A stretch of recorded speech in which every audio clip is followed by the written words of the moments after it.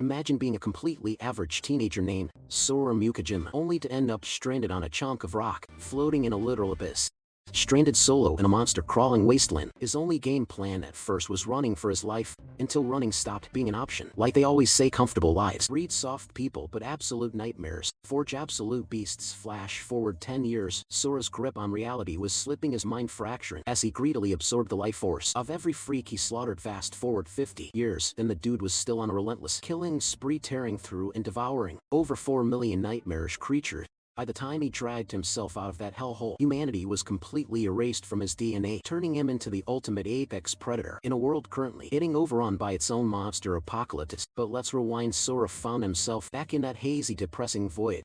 Standing on that exact same hovering rock, thick fog showed the ruins of crumbling old-school European mansions, giving off heavy ghost town vibes where nothing could possibly survive. Suddenly a silhouette cut through the mist. A mysterious dude locked eyes with him, waved away the smog, and beckoned the teenager closer. His message was chillingly simple. He'd be chilling at the absolute brink of the abyss, waiting for him. Gasping for air, our main character snapped awake. Tangled in his bed sheets, he rubbed his eyes, grumbling about having that exact same twisted nightmare. A sudden yell from down the hall warned him he was about to miss school, prompting Sora to holler back. Still, he couldn't shake the creepy feeling that both the abyss and that shadowy guy were intensely familiar. Swiping the steam off the bathroom mirror, he brushed off the vision as severe study burnout. He spat out his toothpaste just as his dad peeked at him, teasing him about sleeping in. Rolling his eyes, Sora fired back, reminding the old man he was 15 now, needed zero babysitting. Before snagging the bottle of mouthwash, he loudly roasted their cramped living situation, joking that a bigger apartment meant he wouldn't be subjected to his dad walking around in his birthday suit. His pops just laughed it off, dropping his usual promise about striking it rich and buying them a massive mansion where Sora and his brother Ritu could finally have their own spaces. Sora immediately called out the cat, reminding him he'd been peddling that same lie for 5 solid years. His dad shrugged, admitting things were totally looking up anyway since Ritu enlisted in the military. Nodding, the teenager acknowledged it had been 3 years since his older brother shipped out, secretly hyping himself up to follow in those exact same footsteps. Once he enlisted, he'd have to kiss this chaotic but cozy family dynamic goodbye. He'd be leaving behind a goofy dad who couldn't be trusted to do the dishes and a fiercely strict mom who secretly had the biggest heart in the world. Deep down, Sora cherished his chaotic fam. If the universe could just freeze time right here, life would be absolute perfection. He always possessed this gut feeling that his suburban peace wouldn't last forever, but he completely failed to predict the massive, ominous tower literally crashing into their reality. At 15, our boy was clueless about how severely this monstrous structure was about to rewrite the entire history of the human race. One thing clicked instantly though: this obelisk was straight out of his recurring nightmares. Ritu had frantically called, ordering them to obey the emergency broadcasts and promising to rush home. Sora agreed, his voice trembling through the receiver. That exact phone call became the absolute last time they ever heard from Ritu. Panic hit the airways, with anchors swearing up and down that locking your doors would keep you 100 safe. Obviously, that was a lie. The TV channels quickly flatlined, leaving only a creepy looping radio message ordering all civilians to instantly sprint to the nearest underground bunker. Refusing to lose hope, his mom frantically scribbled a survival note for Ritu before they hauled their bags out the door. The streets outside were screaming pure apocalypse. Every military convoy roaring past was packed with heavily armed troops, looking absolutely traumatized. Armored trucks rolled by, covered in terrifyingly massive claw gouges, trailing a stomach-churning stench of rotting meat right behind them. Staring at the carnage, his dad muttered under his breath, begging to know what the hell was destroying the world. When they finally hit the emergency camp, it was practically bursting with terrified survivors. Despite being shoulder to shoulder, the room was dead silent. It literally felt like a massive waiting room for the Grim Reaper. His mom grabbed his sleeve, whispering his name, and Sora quickly shadowed her through the miserable crowd. Of course, even during the end of the world, there's always that one toxic main character, desperate for attention. A massive bully aggressively snatched a little kid's wrist, loudly accusing the toddler of jacking his food. Trembling, the kid pleaded his innocence, pointing out that rations were strictly 1 roll per person, meaning this grown man had definitely just inhaled his own stash. The scumbag responded by ruthlessly punching the kid right in the gut. The entire room just watched in horror, collectively paralyzed and refusing to step in. Chuckling like a total psychopath, the dude claimed his stomach was still rumbling, so he was permanently confiscating the snack, basically declaring the argument over. He aggressively snatched a roll, scoffing that they were only stuck here for a couple of days, so the brat wasn't gonna starve to death anyway. Suddenly, Sora's dad clamped a heavy hand on the thug's shoulder, dropping a cold question about why he was acting like trash during a literal apocalypse. The punk instantly sneered, telling the old man to back the hell off. Instead of of backing down, his dad cranked up the volume, demanding he return the stolen rations. Seeing red, the delinquent threw a wild haymaker, screaming at him to shut his mouth. Dodging effortlessly, Sora's pops instantly countered with a brutal kick, dropping the punk flat on his spine. He scooped up the crushed bun and gently returned it to the crying kid. When the punk scrambled to his feet, he was met with the most menacing death glare imaginable. Wiping a streak of blood off his chin, the thug furiously spat on the concrete, vowing that he'd make them pay for the humiliation. Sora nervously checked on his dad, but the older man just brushed it off, swearing he'd keep a close watch on the creeping psycho. That terrifying face burned itself permanently into Sora's brain. That absolute piece of trash was Kagawa, the sadist who was about to make Sora's life a living hell. Another miserable day of getting trashed at school gets completely derailed when an armed guard kicks the door open, barking out an emergency order. He commands everyone to ditch the shelter through the rear exit and scramble into the transport trucks. A guy in a suit immediately demands answers, but the soldier just grimaces, claiming the intel is strictly classified. Not backing down, the suit explodes, screaming about being locked in their houses for 2 straight days, and now they are being herded like cattle, with zero explanation, yelling about where his tax dollars are actually going. A deafening crash silences the room. The soldier goes pale, screaming that they are here, and everyone needs to sprint for their lives. Panic setting, and Sora grabs his parents, urging them to move. His gut is screaming that something horrible is about to drop. Throwing his weight against the entrance, the guard admits his strength is failing and orders the crowd to board those vehicles. Immediately, wood splinters everywhere as massive weapon-wielding beasts smash through the barricade. Literal orcs. Staring through the shattered glass, Sora questions if the entire world has lost its mind. He bolts, crying out for anyone to save them. With walking nightmares chasing them, his folks shove him forward, merging into the terrified mob rushing the transports. Seeing the vehicles maxing out, our boy insists his parents board first, physically boosting them into the crowded bed. His dad desperately grips his hand, but the panicked survivors shove Sora back, screaming that there is zero space left for him. Muttering curses, he assures them he will just grab the next ride. But one glance confirms the neighboring rig is totally packed. Every single truck is bursting at the seams. Sprinting to the absolute last one, he finds it completely empty and scrambles to pull himself up. Edge reaches down to hoist him up. Sora sighs in relief, thanking him, but Edge just flashes a twisted smirk and echoes the gratitude right back. The weird vibe instantly throws our main character off. Edge cruelly explains that he is actually the grateful one, since Sora is about to die instead of his own dad, calling him utter garbage. Edge sends him plummeting into the stampede, getting crushed underfoot. Sora refuses to accept this hellish end just yet. He pleads for a miracle. Right as a spectral figure materializes in the chaos, the Phantom calls out to the battered teen. Sora instantly recognizes the old guy from his recurring nightmares. The spirit promises to wait for him at the edge of the abyss, and then he jolts awake in a completely foreign landscape.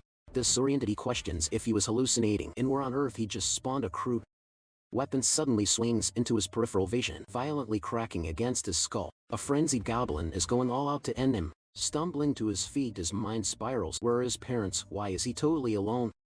Did he actually die and drop straight into the underworld? A brutal strike to the face snaps him back to reality. Spitting blood, he wonders why this ugly freak will not just back off. Desperate to figure out this insane situation, Sora sprints away from the creature. His brain flashes to that massive tower materializing out of thin air, the two-faced snake who tossed him from the transport, the cryptic Phantom, and now this little green menace hunting him. He is absolutely done playing the victim. His eyes glow a vivid purple as he roars for them all to burn, charging headfirst at his attacker. Snuffing out the goblin, he catches his breath, realizing he actually survived. Examining the corpse, he notes how crazy much it resembles a video game mob. Hovering near its chest is some weird black typography, almost like a level marker.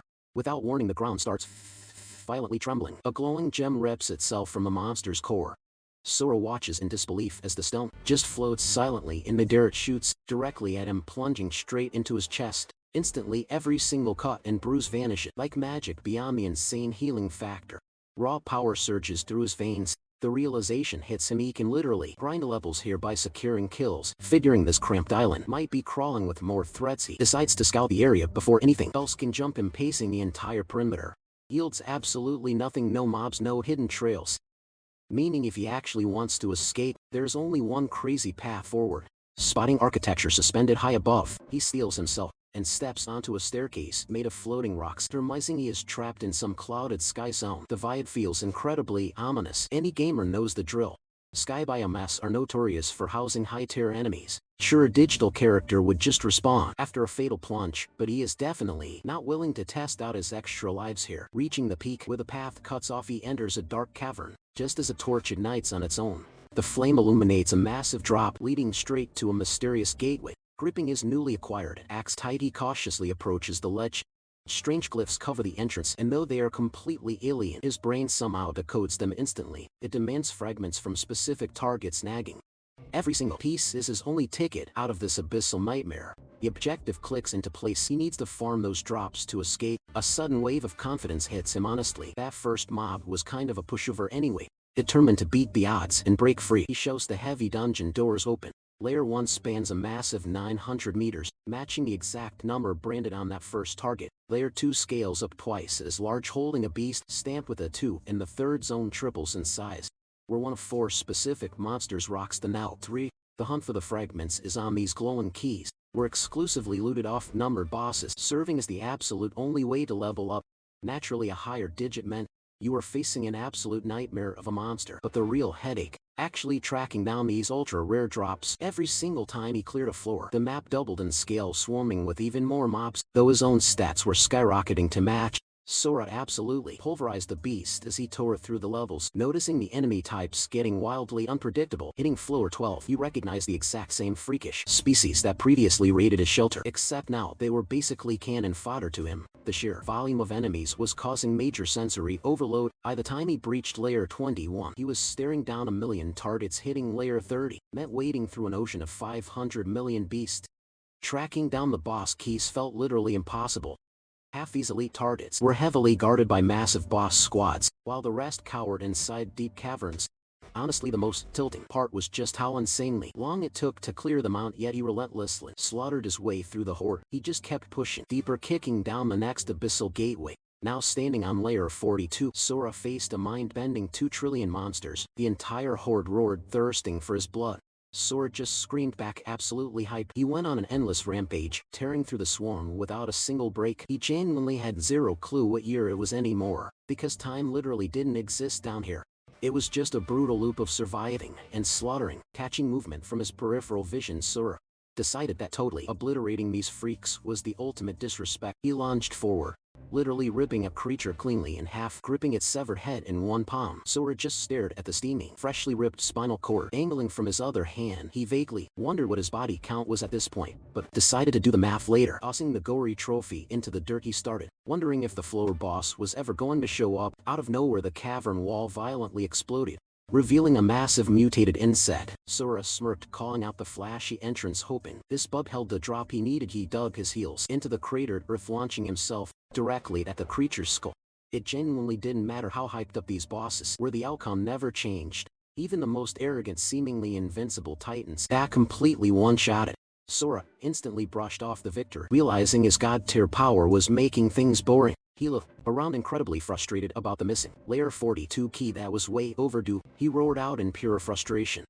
Flashback to that fateful year, when 20 massive structures abruptly spawned across the globe. Before society could even process the anomaly, swarms of nightmarish creatures flooded out, bringing humanity right to the brink of extinction. Casualties were astronomical. History dubbed it Judgment Day. But amidst the slaughter, a handful of survivors triggered an awakening, unlocking a bizarre holographic interface.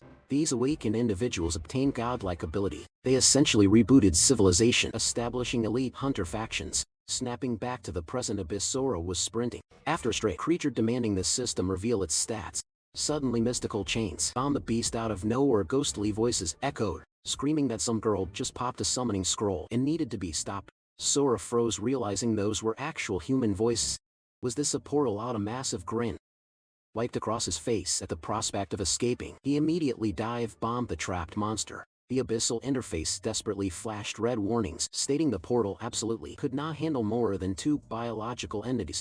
Sora mentally declared that nobody was stopping his extraction. Glaring directly at the system prompt, he ready to strike. Meanwhile, back on Earth, just outside Sector S, a girl was sprinting for her life, desperately trying to shake her pursuers. Meet Yuzono Aka, currently capped at level 19.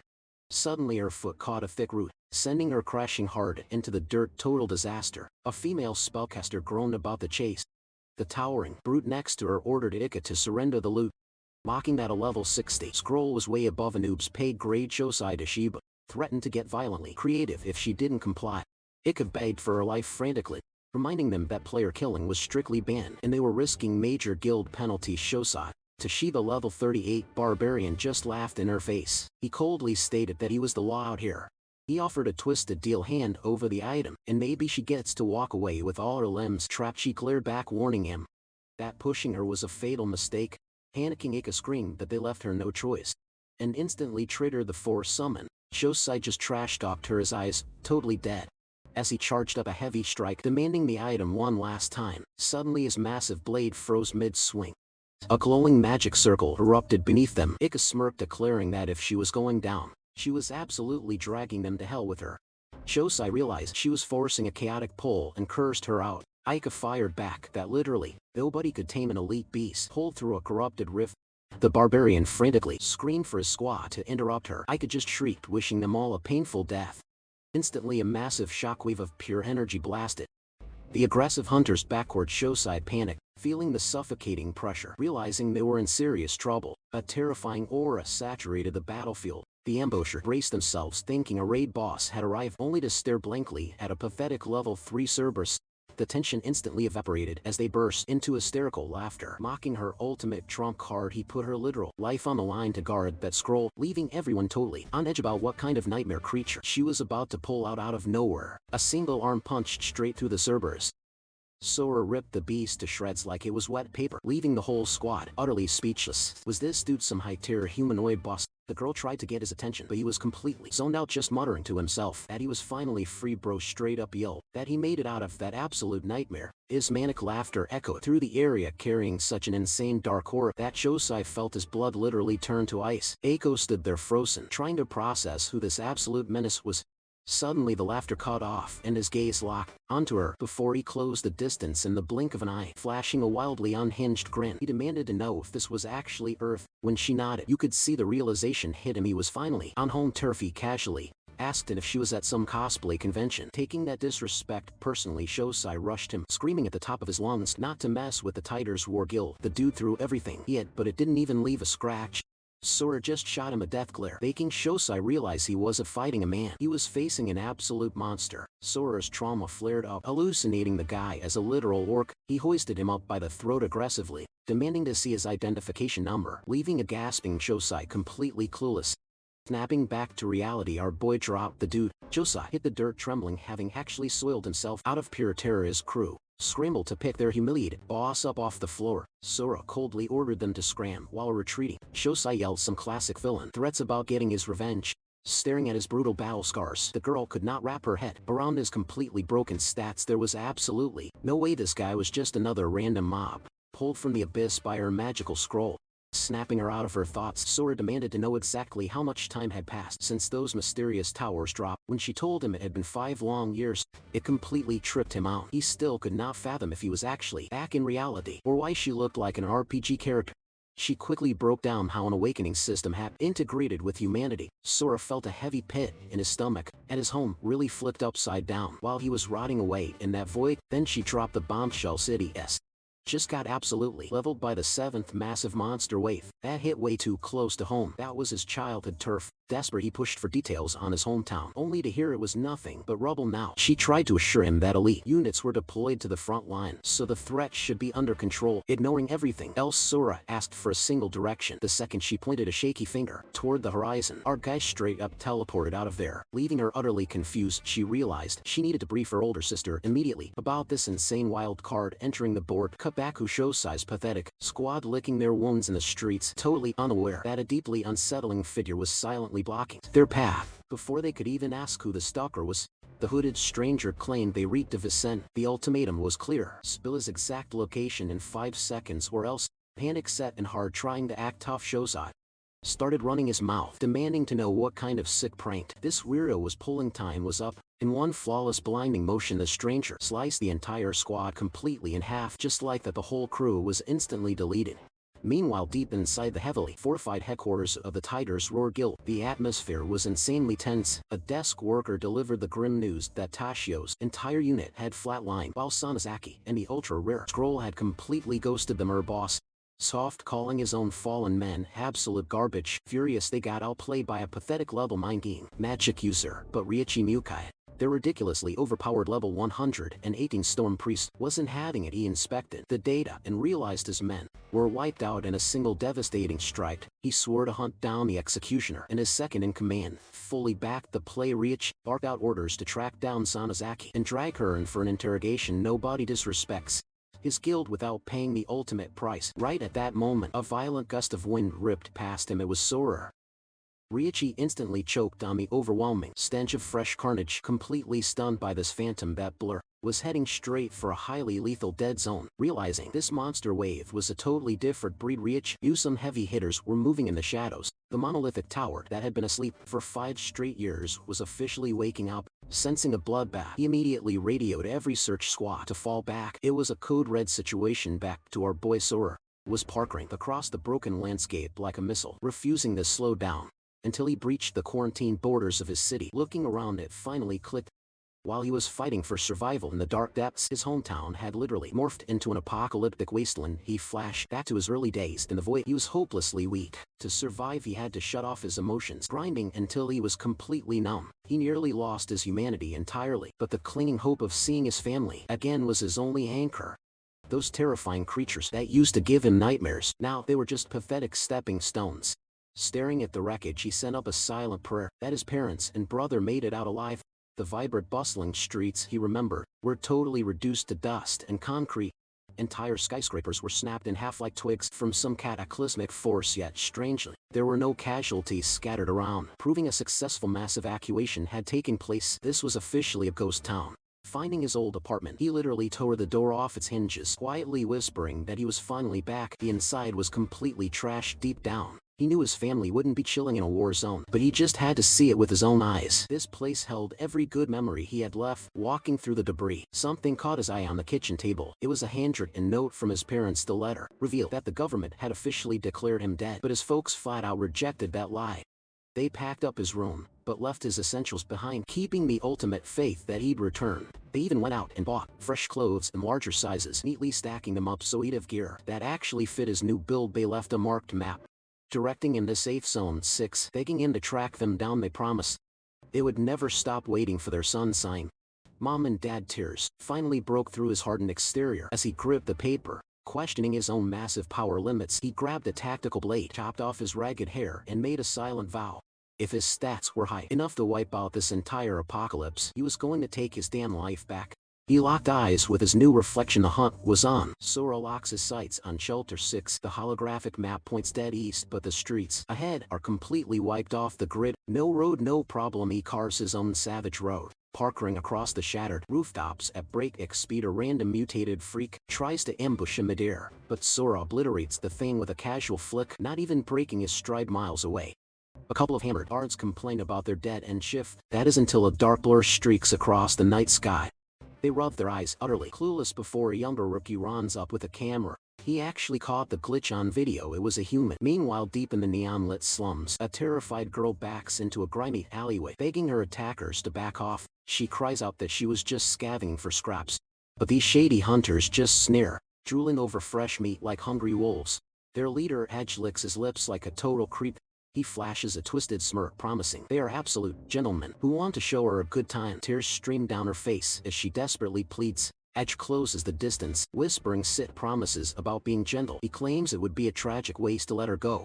Suddenly Sora drops into the alley. He sighs, calling them pathetic garbage. Realizing some scumbags never change, Edge snaps his head back, barking at the intruder to scramble if he wants to keep his teeth. He immediately sicks his goons on the bullet. 2 thugs lunge forward, screaming death threats. Sora barely flinches. He casually backhands both of them, instantly snapping their necks with zero effort. A heavy blade swings straight for his head, but Sora catches the attacker's wrist and shatters own white glass. Edge starts sweating, demanding to know who this monster is. He aggressively flexes his Tiger's Roar guild badge, threatening absolute war. If Sora lays a finger on him, Sora just tilts his head and drops Edge's full name. He asks if the scumbag seriously forgot the kid he murdered. Edge freezes in his tracks, his eyes widen in pure horror as he stammers out Sora's name, refusing to believe the impossible. The overpowered protagonist just stares him down. Edge stumbles back, demanding to know how a corpse is breathing. Sora lets out a dark, chilling chuckle. In a fraction of a second, Sora vanishes and reappears, snatching Edge by the throat.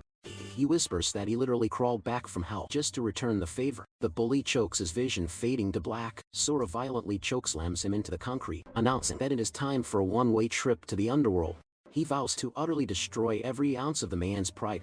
Intoxicating power courses through Sora's veins, while dark voices scream in his mind to finish the job. They tell him he is a god among insects, free to do whatever he pleases. This absolute trash had made his previous life a waking nightmare. The agonizing torture, the endless humiliation, the suffocating despair. Today he finally cashes in that brutal karma. But then Sora remembers Edge's sick motive, crushing others purely for a sick thrill. Snapping back to reality, Sora drops him in disgust. Edge gasps for air on the pavement, coughing up a lung. Sora realizes he cannot stoop to a monster's level, yet the memory of his murder burns bright. Letting this psycho walk away means more innocent people die. Stealing his icy resolve, he locks eyes with Kagawa again. He lays down the ultimate law. Since the assassination attempt failed, Edge gets to live, but walking away scot tangent-free, not a chance in hell. The terrified thug trembles, asking what comes next. Sora coldly calculates the debt. 2 brutal years of relentless bullying. That earns him exactly 1 punch. Preying on helpless civilians, that is strike 2. And throwing him off a moving truck to die in a wasteland, that demands a heavy double tap. Survive 4 hits and their bloody tab is clear. Edge bursts into pathetic tears, screaming that a single blow would literally splatter his brains across the alley. Sora deadpans, telling him to chill out, and ruthlessly grabs him by the bloodstained collar. He pulls back his fist, promising a light tap. A sickening crunch echoes as Sora follows through, casually calling out the second strike. Crimson paints the concrete floor. Boom. Strike 3 connects with devastating force. Sora coldly orders the broken mess to stand back up, but Edge just sobs uncontrollably. Begging for the sweet release of death, the ruthless hero simply plants his heavy boot on his skull, grinding his face into the dirt. The tormentor finally completely blacks out. Sora scans the gruesome wreckage, shattered limbs, and completely crushed vision. He considers the score permanently settled. He glares at the trembling lackeys, ordering them to haul his garbage to the and stay out of his zip code forever. Taking off into the night sky, Sora dusts off his hands. The trash is taken out. Now it is time to head back to his real home in the CD's safe zone. Cut to a heavily fortified military camp. We're tired. Grunts complain they would trade their souls for a cushy wall guard assignment just to avoid frontline beasts. A blonde-haired officer smirks, warning them not to wet their pants and tumble off the edge if a boss suddenly spawns. He aggressively orders them to stay frosty. Threat levels can spike at any second. This is First Lieutenant Tenchi Kadura, clocking in at level 31. Private Shuki brushes it off, arrogant about their impenetrable haven. He proudly claims monsters would never dare breach their perimeter.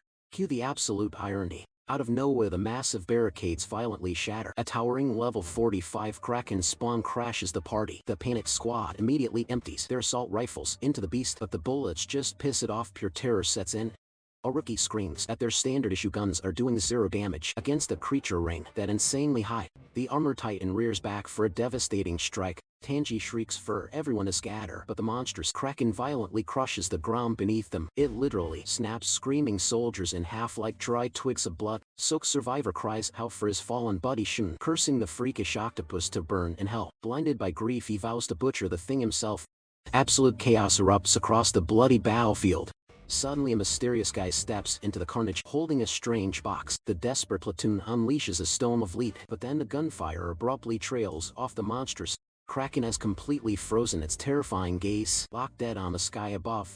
The entire squad freezes in sheer disbelief. Tanji squints, wondering if the beast actually just spooked itself, right as the colossal freak tightly retracts its slimy appendages into a defensive sphere, staring dead into the clouds. The creature leads itself wide open, prompting a nearby grunt to yell that whatever terrified the beast just handed them the ultimate opening. Chucking a payload of heavy explosives, he screams at the freak to burn instantly, triggering a blinding inferno that swallows the squid whole, while the platoon prays they actually vaporized it. But as the smoke clears, the monstrosity sits perfectly coiled, totally unfazed, and glaring back without a single dent, causing the trooper to lose his mind. Screaming that this makes 0 sense, the jagged pincer snaps straight for the guy's throat. But out of nowhere, Sora drops from the sky and violently crushes the beast's skull directly into the pavement, leaving the entire squad absolutely totally stunned. Putting it all together, Tanji realizes the creature was actually trembling because of the absolute units standing on its corpse. A dude who just one-tapped a boss that literally tanked a literal carpet bomb. Raw destructive energy on an S-rank scale like that is practically mythical, and Tanji swears he has never laid eyes on this overpowered anomaly in his entire life. Desperate for answer, He blindly triggers his appraisal ability, only to get slammed by a massive error screen that completely shatters his expectations. The UI utterly blanks out his stats, flashing a terrifying system warning demanding he show respect to a superior being right before his consciousness violently snaps and he collapses. Panic erupts as the troops scramble to check on the knocked out lieutenant, but Sora just casually glances over his shoulder, calmly mentioning he needs a quick favor. The overpowered stranger casually asks for the exact distance to safe zone number 6, prompting a shaky grunt to reply that it sits exactly 50 km straight up north. The catch: anyone heading that way has to navigate straight through the notorious Sector X, instantly sparking our hero's curiosity about this mysterious designated zone. The jittery survivor explains it functions as a massive quarantine bubble, purposely drawing the horde's aggro into one spot to prevent total city-wide annihilation. The crew casually mentions the place is overflowing with premium loot drops, making Sora internally geek out over the fact that slicing up real-world beasts actually yields RPG-style rewards. Pressing for stats, he asks where the squid ranked on the danger scale, and the trooper nervously admits that hitting level 45 makes a beast an absolute nightmare. Shocked that a measly mid-tier mob caused this much panic, Sora casually questions the horde's high-level count, adding a sketchy estimate of roughly 100 elites roaming the battlefield. The grunt mutters that if anything stronger showed up, the human race would already be completely wiped off the map, prompting a chill nod of appreciation from our protagonist, left utterly jaw-dropped by his insane or the soldier frantically screams out nervously, admitting that what he is about to ask borders on absolute insanity. He practically begs the living weapon to dive directly into Sector X, swearing that a god-tier hunter like him could single-handedly prevent a massive bloodbath. Shrugging off the heavy stakes, Sora simply points out that slicing through that infected zone is the quickest route to safe zone 6. Catching a desperate nod of confirmation, locking in his decision, our main guy gives a thumbs up. And when the baffled troop asks if he is seriously committing to the suicide mission, Sora drops the coldest one-liner. He casually promises to utterly dismantle whatever pathetic creature is unlucky enough to breathe in his general direction. Cutting back to the heavily fortified frontline base, an exhausted commander lets out a heavy breath just as a medic notices Tanji jolting violently awake, immediately demanding his total blackout time. The medic assures him he was only out cold for 10 solid minutes, entirely saved by a clutch instant heal potion looted straight off a fresh carcass. Ignoring his own vitals, Tanji frantically demands the exact location of the godlike dude who bailed them out, totally freezing out when the private points straight towards the northern border. Grabbing the kid's collar, the lieutenant demands a stutter-free replay, listening in sheer horror as the grunt explains the anomaly marched off toward Bunker No. 6, eyes practically bulging out of his skull. Tanji asks if the guy stepped straight into Sector X, getting a grim confirmation that the absolute madman strolled into the death trap without flinching. Barking like a mad dog, Hangy screams for a direct hotline to the HQ, instantly leaving the rookie stammering while the lieutenant violently calculates he has a brutally tight 10-minute window. Swaying bullets, he prays he can intercept the literal ticking clock, heavily breathing as the comms officer confirms he blasted an absolute priority sauce straight up the chain. The confused subordinate begs for context on dragging the highest brass into this, forcing Tanji to spit out that today's playbook is radically different from any standard raid spilling highly classified military secrets. He reveals the grunt squads were purposely kept strictly in the dark, especially regarding the true terrifying nature of Sector X. That sector wasn't meant to trap the horde, it was heavily rated as an absolute blasting zone for heavy bombers. Precisely as the chaotic call finally connects to the mega base, an elite desk jockey flags a red alert ping from Grid Beat Wendy 2, catching the attention of Renji Kumaga, ridiculously toxic level 58 pyromancer, who casually orders the line open, smashing her holographic keys. The assistant patches it through, letting Tanji violently rattle off his clearance code BW3422 before gasping out his critical update. He heavily stresses at an unidentified god-tier rope just wandered blindly into the active airstrike grid, causing Renji to roll his eyes and scoff at why he should even care. The arrogant superior asks if the lieutenant seriously crashed the comms just to confess a rookie screw-up, forcing Tanji to gulp down his raging anxiety and shoot back a hard negative, leading for a massive loudspeaker alert to warn the rope. Tanji heavily insists that letting a literal powerhouse evaporate in friendly fire is a totally unforgivable waste of an asset.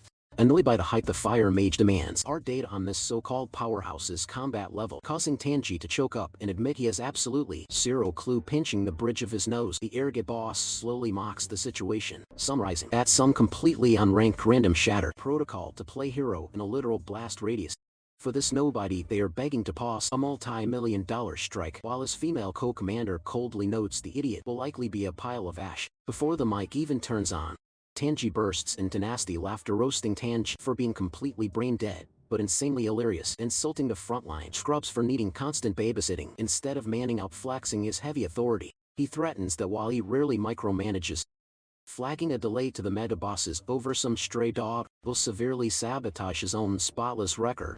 He absolutely refuses to take the fall for this clown show. While the wildly overpowered level 73 powerhouse leaning next to him, Mitsuno Saki silently judges the whole vibe, internally rolling her eyes. She questions how this toxic loser can openly sabotage his own men while they face a brutal bloodbath, completely writing him off as a massive narcissistic joke.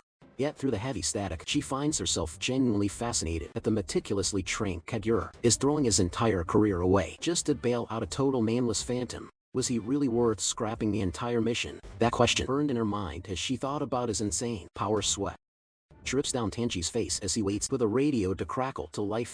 Mei silently weighs their options for a beat. She signals Lieutenant Kagura, assuming he isn't trying to sabotage them or derail their strategy. But he better have a bulletproof excuse ready to go. Otherwise, she'll drag him straight to a court-martial herself. Tanji flinches, stammering out a panic repeat of her threat. Mei shoots a look at Major Kumagap, asking if that satisfies him. He just scoffed with pure disgust, demanding a damn good explanation. Tanji drops the bombshell. This mystery guy obliterated a level 45 baby kraken with zero effort, just one hit. Mei absolutely freezes. Her jaw hits the floor. That kind of raw damage easily eclipses an rank hunter. Could the military be hiding a rogue S rank? Renji shoots that theory down immediately. Every single S rank is currently deployed, plus command hasn't picked up any friendly signals in Sector B22. Frustrated, he demands to know why they don't just check his stats. A simple inspect skill should have revealed everything, right? Tanji hesitates, stumbling over his words. He admits he tried, but the second he activated the skill, a massive wave of data fried his brain, knocking him out cold. That massive data overload proves the guy is rocking a level of at least 100. The entire room goes dead silent. Renji eventually clears his throat, admitting that kind of power is insane, but it still doesn't justify pulling the plug on a massive tactical strike. Nabu Yuasa, an elite level 33 mage, backs him up. They can't just ditch their sworn duty over a wild card they know absolutely nothing about. Thousands of troops from multiple divisions are already locked in position. They have enough firepower to completely secure the blast radius in the surrounding buffer zone. The strategy was foolproof. Drop the payloads, then let the garrison troops mop up whatever surviving beasts try to escape. But if they trigger an emergency broadcast, that siren would act like a dinner bell, pulling every monster straight toward the sound. The defensive lines would break instantly, leading to an absolute massacre of thousands of soldiers, trading tens of thousands of lives to save one dude. Hell no, even if he is a god tier S rank. Command refuses to gamble with those odds. Ringy mutters an apology. Tanji stands there utterly crushed. Mei stays quiet for a moment before finally dropping the hammer. Request denied. They refuse to throw away a massive coordinated strike just to bail out a single hunter. The decision is set in stone. Click. The line goes dead. An oppressive silence falls over the squad as Tanji slowly drops the phone. Looking completely defeated, a fellow private steps up, trying to comfort the lieutenant by saying he did everything possible, but Tanji just grinds his teeth white, knuckling his fists in pure rage. He forces out that this is just the harsh reality of war, and the big picture is what actually matters. The private stares at his commanding officer, then zeroes in on the vehicle keys clipped to Tanji's belt. In a flash, he swipes them. Tanji barks at him, demanding to know what he's doing and ordering him to stand down. The airstrike is dropping any minute, but the soldier refuses. He shouts that he still has 6 minutes on the clock. Plenty of time. He sprints toward a Humvee. Randy loses it, screaming at Private First Class Shoki Matsur that he's begging for a court-martial. He barks the order to return to formation immediately, but the Humvee just burns rubber, tearing down the road. Another trooper asks if they should intercept him. Lieutenant Tanji just tugs the brim of his cap down, his voice heavy. He tells them to let him go. The kid made his choice and knew exactly what the consequences were. Gripping the steering wheel, Shoki prays he makes it in time. Little did this reckless private know the absolute unit he was racing to save was about to become humanity's greatest weapon, casually one-shotting elite beasts left and right. Inside the cab, Shoki curses under his breath, realizing he lost the trail. Where the heck did this guy vanish to? He took the most direct path, and the clock was mercilessly ticking down to 4 minutes. The math doesn't add up. If Shoki can't spy him, the dude has to be moving way faster than the Humvee. Area X is looming right ahead. If he blasts the POS system, he might grab the hunter's attention, but he'll definitely agitate the horde. With the timer flashing under 2 minutes, Shoki clicks the megaphone on. To hell with stealth. He lets out a heavy breath into the mic, flooding the zone with deafening static. He mentally accepts that his career is officially ruined. Taking one last massive gulp of air, he stares at the dashboard and screams his lungs out. He yells that he's the rookie from earlier, begging the guy to retreat because the sky is about to rain literal fire. His desperate warning echoes across the ruins and Sora catches every single word. Wait, an airstrike. Suddenly everything clicks into place. No wonder this place is a ghost town for hunters. Sora knows he can slice through these monsters like butter, but surviving ground zero of a carpet bombing, that's a whole different ball game. Playing it safe is the only move here. That crazy private literally put his neck on the line, driving straight into the danger zone just to give him a heads up. Sora refuses to let that kind of loyalty get rewarded with death. Meanwhile, Shoki sweats bullets, praying his message landed in the final minute. Every single mutant in the vicinity snaps its neck toward the Humvee. The ground shakes as the horde charges. Shoki realizes he just made himself public enemy number one. Panic sets in. He cranks the steering wheel, screaming that he needs to bail right now. The engine roars as he floors it, watching the final seconds melt away. Shrieking that he's completely trapped. Suddenly a massive beast slumps over dead on arrival. Out of nowhere, Sora casually taps on the Humvee's window. Shoki nearly cries, shouting a massive thank God that he's still breathing. Sora just raises an eyebrow, asking for the details on this supposed airstrike, but Shoki's eyes widen in sheer terror. The countdown hits 1. He screams that time is completely up. High above the clouds, the bombers snap open their bay doors, dropping the devastating payloads. The whole city is straight up crumbling to dust. Massive boulders hurl toward their right, but Sora doesn't even blink. He flicks his wrist, ripping a giant slab of earth right out of the pavement. That makeshift shield rockets upward, smashing the incoming debris to pieces. Cut to command center and aid patches through to the Major General, confirming the airstrike just wiped the grid. Renji isn't celebrating yet. He barks out orders. He wants a total body count on those beasts and a real-time tracker on any stragglers. Thermal scans are totally dead, sir, the aide reports. A grunt nearby looks confused, wondering aloud where the hell the horde vanished to. Her voice drops as she breaks the news: they didn't run. They are sitting dead centered in the blast radius, and the ones in the eye of the storm, completely untouched. Impossible, Renji snaps, slamming his fist down. He demands a live feed from the drones. Right this second, fingers flying across the keyboard. The A throws the aerial view onto the massive jumbotron. Gasp fill the room as they try to figure out if the freak somehow manifested a force field. Then they spot it. Right in the epicenter, a cloak dude is literally surfing on top of a gargantuan beast. Rainey's eyes widen just as a monster lunges straight at the camera lens. The Leviathan screeches, sending shock waves into the atmosphere. Static floods the monitor as a massive skilly fist violently pulverizes the drone into scrap metal. Signal lost. We are completely blind. Out there, the aide yells over the chaos. A steps up, eyes locked on the dead screen. Intel said this horde would be built different, but that level of coordination is insane. They actually knew we were watching, she whispers. Nabua's jaw clenches so hard it might snap. He starts screaming for an immediate full-scale evacuation of all troops from the garrison. Nate greenlights the total pullout, ordering the rear guard to fortify the perimeter walls, but the aide's voice shakes. Mom. They are pushing toward the barricades. Dead silence hits the war room. May shoots her a fierce look, demanding their actual trajectory. They're making a beeline straight for Sector B-22. The aide stammers. It hits May like a freight train. That's exactly where their wild card robe hunter vanished to. She reroutes every single eye in the sky to Sector B-22. To see what kind of madman actually stalled a monster apocalypse. Back in the kill zone, the dust settles into an eerie dead quiet. Shoki peeks out, shaking like a leaf, praying the airstrikes are over. Holy crap, he actually survived. He practically doing a victory dance when Sora shatters his vibe. Keep your guard up, Sora mutters flatly. If we didn't turn to ash, neither did those freaks.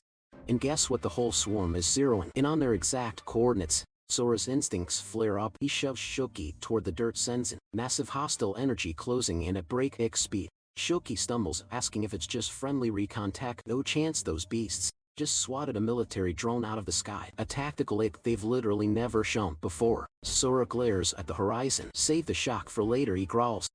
Over the ridge, an absolute army of colossal titan breaches the skyline, staring right at them. He barks at Shoki to ditch the area like yesterday. But Shoki is frozen, staring upward with pure terror, as the system displays the insane stats hovering over the horde. Are you kidding me? He panics. This is an elite death squad, and their boss is pushing past level 90. Worse, that hellfire bombardment didn't even singe their fur. Shoki's brain goes into full meltdown mode. They are absolutely cooked. But Sora just stretches his neck casually, pointing out that they didn't take any damage either. If heavy artillery can't put them down, I'll just beat them to a bloody pulp with my bare hands. He smirks. He orders Shoki to bunker down in a trashed off-roader, then blasts off like a rocket, literally parkering up the Titan's bodies. He is slicing through the lower tier mobs like butter. The level 90 raid boss swings a massive haymaker, but Sora catches the catastrophic blow, dead in its tracks with one single hand. Locking eyes with the behemoth, his gaze is ice cold. The beast tries to yank its arm back, but Sora uses its own momentum to rip it off balance before launching himself miles into the sky. The alpha beast instantly registers the lethal aura radiating from above. Sora dive bombs like a meteor, his fist connecting perfectly with the monstrosity's skull. The impact straight up vaporizes the Titan's head into bloody mist as the massive corpse crumples, landing flawlessly on the remains. Our boy locks sights with the shadowy cloaked boss. Sora narrows his eyes, admitting he couldn't even detect the guy's aura hiding out there. The hooded creep just smiles a twisted grin and whispers, "Found you at last." Grotesque writhing tentacles slither out from beneath his dark robes, probing the dead Titan beneath them. He repeats himself, his voice dripping with sinister obsession. He dubs Sora the Seed of the Abyss, demanding the filthy thief hand over what was stolen. Sora just tilts his head, completely lost by the supervillain monologue. The freakish guy snarls, declaring that anyone who dares to hijack another being's sacred power is getting a one-way ticket to the afterlife. Without warning, razor-sharp appendages whip straight for Sora's throat, but our overpowered MC casually catches the lethal blades midair without breaking a sweat. "If that's your game, you aren't killing anyone today," Sora taunts, but suddenly a massive shadow eclipses him from above. Another colossal beast pile drives its palm right onto Sora, trying to crush him into the dirt. Eye above a military lens catches it all. The hooded psycho glances up, scoffing at the Odin's crow spying on them. He instantly writes it off as pathetic human garbage. Down below, Sora effortlessly pries the giant hand off his body, calling out to the weirdo, "Hey, if you actually want me dead, you're gonna have to try a hell of a lot harder." He twirls his spear, lunging for the kill, but the villain's body warps into shadow and phases out of reality. Sora skids to a halt, scanning the empty air. The psycho's voice echoes from the void, agging over the fact that absolute trash tier humans dare to monitor him. He finds their pathetic tech absolutely revolting. He snaps his fingers toward the sky. Instantly a Titan leaps up and drop kicks the surveillance tech into oblivion. The villain then broadcasts a chilling command to his horde: eradicate every single eye in the sky miles away in a fortified bunker. Tech jockey curses as his monitor fuzzes to static. Still, he lets out a breath, figuring he at least got enough intel to close out the objective. He realizes the entire monster migration was thrown off course because of one absolute mad lad, a solo hunter squaring off against an apocalyptic wave by himself.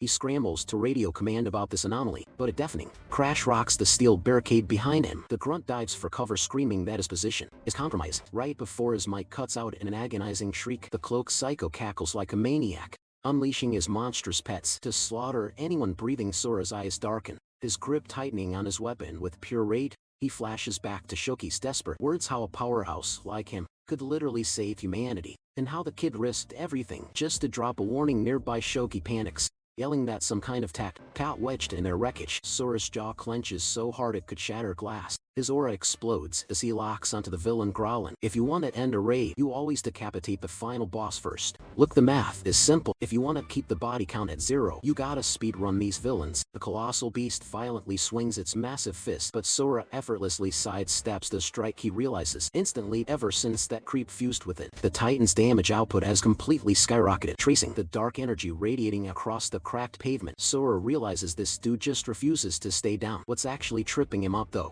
is the freaky resemblance. The villain looks practically identical to him. Out of absolutely nowhere, the imposter manifests a pitch black blade. The sheer magical pressure radiating off the weapon instantly puts Sora on edge. That shadowy broadsword screamed bad news. Smirking, the villain declares it's his literal destiny to wipe out the Seed of the Abyss. He swings, but Sora flawlessly evades the lethal arc immediately, countering with a bone-rattling punch straight to the guy's forearm. In a flash, Sora completely disarms him, snatching the dark blade right out of his grip and immediately charging back, and the bad guy shoots him an absolutely venomous glare. But Sora's heavy swing just violently cleaves the concrete, staring at the crater. He wonders if his strike got completely negated and why this terrifying aura felt so weirdly nostalgic. It was basically a carbon copy of the Abyss's own energy, warping back onto the giant creature's shoulder. The enemy scoffs, mocking Sora for relying on stolen loot. With a simple flick of his wrist, the dude completely blips out of existence. Sora's mind races, realizing this abyssal magic has way more broken mechanics than he originally thought. Realizing this boss fight is gonna be a marathon, his top priority becomes evacuating the injured soldier. He casually asks Shoki if he's terrified of heights, to which the guy shakes his head. Suddenly, the wrecked military vehicle violently jolts upward, leaving Shoki completely stunned. Sora smirks, announcing their impromptu flight plan, while the villain instantly calls him a total clown. The imposter barks at him to stop disrespecting the absolute might of the abyss, condensing pure darkness into a massive floating orb. He delivers his villain monologue. Top tiers don't exist to babysit the weak, he sneers. They exist strictly to level up. He sentences Sora to bleed outright alongside this pathetic mortal. The projectile's velocity is completely insane. Sora knows running is pointless. It would hunt them down in seconds, so he decides to just shatter the thing head on. Launching himself directly at the death ball, Sora pulls back his arm and delivers a devastating right hook as the blast clears. He desperately hopes he actually shattered it, but his knuckles hit absolutely nothing. It was just a phantom decoy. The terrifying reality sets in the exact second a blood-curdling scream echoes from right behind him. The true dark payload brutally rear-ends the floating car. Sora screams at Shoki to bail out instantly, but the terrified soldier begs him to stay back. A sinister disembodied voice whispers to the pathetic lamb, telling him not to panic. Sora snaps his gaze downward just as a barrage of shadowy spikes brutally impales the chassis. The creeping darkness promises to drag the soldier straight to the afterlife, slamming his boot onto one of the lethal spikes. Sora calls out the absolute BS. Meanwhile, the imposter touches down right on the hood, taunting Sora to chill out. The villain watches as our hero physically rips the shadow tendrils apart with his bare hands. The creeping entity mocks him, pointing out the soldier isn't quite a goner yet. The freaky dark magic instantly shifts aggro to Sora, actively trying to puppet Shoki's half-dead body. The villain coldly remarks that helplessly watching your precious allies get completely slaughtered right in front of you is the tragic, beautiful fate of the abyssal sea. Sora doesn't even flinch, just hitting him with the most absolute death stare imaginable. His voice drops perfectly flat as he asks if this psycho gets a kick out of actively stomping on innocent people's dignity. The imposter just cackles like a maniac, effortlessly manipulating the dark tendrils. Why even ask the obvious? He sneers, instantly triggering a devastating ultimate attack, Obsidian Storm. A savage barrage of dark projectiles mercilessly shreds through Sora's clothes and flesh. Unbothered, Sora taunts the guy, asking if that weak combo is really his maximum output. The dark matter violently detonates right on top of him, but as the smoke clears, Sora is already winding up his fists, spitting that literal trash like him. Makes him physically sick. Our boy explodes into motion. He viciously shatters the barricade of dark spikes with a single blow, rushing the villain down at blinding speeds. He reaches out and secures Shoki's limp body in a flash, but the soldier's eyes are completely void of life. The parasite has him forcing his puppeted limbs to violently pummel Sora with a ruthless combo. Tanking the hits, Sora's only thought is absolute guilt for dragging this random guy into his chaotic mess. Seizing the opening, the imposter teleports directly behind our hero. Spinning on a dime, Sora launches a fully charged counterattack. The villain just smirks, branding it completely useless and calling Sora a literal noob. He roasts Sora for having zero clue how to actually wield abyssal magic, claiming a victory is mathematically impossible. That arrogant monologue gets violently cut short by a fist connecting straight with his jaw. The impact sends the villain flying across the battlefield, violently skidding across the concrete like a rag doll. Sora calmly brushes himself off, telling the guy he never even stood a chance. Before he can follow up, the colossal beast stomps forward to act as a meat shield, coughing up blood. The imposter is completely shell-shocked. He cannot comprehend how Sora actually managed to bypass his defenses. Newsflash, people actually level up. Sora mocks, instantly re-engaging the dash, panicking. The villain mutters that things just got incredibly dicey and desperately scrambles back onto his tightened shoulder. He realizes with sheer horror that Sora legitimately copied his abyssal magic just by analyzing his attack patterns. Suddenly losing visual, the imposter frantically scans the battlefield. He didn't look up. Sora materializes right in his blind spot, fists practically glowing with killing intent. The villain aggressively backflips away, forced to admit this kid is a total monster. Sora taunts that dodging is cute, but surviving this next move not happening. With a devastating shockwave, he absolutely obliterates the summoned beast. The giant titan gets violently bisected right down the middle, but watching the severed fleshy halves magnetically snap back together, Sora realizes this dude is spamming that annoying regeneration hack. Time for a tactical swap. He locks onto the creature's true nucleus, plunging his hands into a dense orb of dark matter. He violently rips it upward, commanding the core to just completely implode. The massive beast lets out a terrified shriek, refusing to accept getting one-shotted right on cue. The dawn breaks, and in scorching warning sunlight heavily baits the ruins, violently evaporating the remaining abyssal corruption. Stripped of their dark aura, the giant abominations crumble into absolute dust. Sora locks eyes with the imposter, coldly promising he's literally next on the chopping block. Sweating, the villain hastily charges up a desperate monobomb, swearing brutal revenge. The coward pops his ultimate escape tool. He activates his shadow unit instantly, swarming the zone with a massive horde of bloodthirsty mobs to cover his tracks. All that chaotic crimson energy aggressively funnels directly back into the imposter's core. Caught in the sudden blast radius, Sora is forced to cross his arms and completely brace for impact. The shockwave violently shreds what's left of his fit. Lowering his guard, Sora's jaw drops. The battlefield is totally empty. He can't believe this high-tier villain genuinely burned an ultimate skill, literally just to rage quit the lobby. Sighing over his absolutely ruined drip, he checks his pockets and lets out a massive breath of relief. Treasure photo of his parents didn't get a single scratch. Nanking opened the modeled car door to check on Shuki. Sora softly mutters that this soldier definitely has people praying for his safe for turn 2. Sora snatches the necklace off his chest, digging a makeshift grave for Shuki in the dirt. He vows to carry the fallen warrior's legacy with him. This wasn't the end of the shadow threat, not even close. The enemy had devoured way too many souls, making a surprise attack inevitable at any given second. The villain's sick promise echoes in Sora's mind. He would be forced to watch his loved ones perish right before his eyes. The twisted so-called beautiful destiny. Realizing he absolutely cannot let that monster reach the safe zone first, Sora launches himself forward. Racing against the clock, he completely abandons Area X. Meanwhile, military scout drones swarm the abandoned sector. May barks orders to the comms demanding a full sweep. She wants the perimeter locked down tight. Not even a glitch in the matrix slips past their radar. Brown troops scale the rocky terrain. One scopes out the carnage, radioing the director to confirm the beasts are already rotting corpses. Staring intensely at the monitor, May acknowledges the report. Her gut twists. Fully aware the massacre had gone down way before they arrived, she commands her squad to rip through the drone footage and flag every tiny detail. The cratered landscape screamed of an epic showdown, confirming Lieutenant Kedura's wild theory. An absolute unit of a hunter tanked the carpet bombing and single-handedly shredded the monster wave. Suddenly a tech guy shouts out, waving a fully intact memory drive pulled from the wreckage. They immediately boot up the files, mailings, and piecing together the timeline involving Private First Class Matsura's final moments. He marched straight into the blast radius, meaning the dude standing beside him had to be the mystery powerhouse. Down in the dirt, the recon unit closes in on a corpse. A grunt spots glowing loot scattered in the dust, a premium stamina flask, a wicked ancient, a rank royal blade, and a glowing mysterious golden cube. His buddy asks, "What are you staring at?" prompting the first guy to nervously kick dirt over his jackpot. Nothing, he stammers. But his commanding officer isn't buying that garbage. Sliding down the ridge to catch him red-handed, the boss demands to know if these epic teardrops fell from the boss monster. Pocketing squad loot is a straight-up felony, and the kid knows the drill.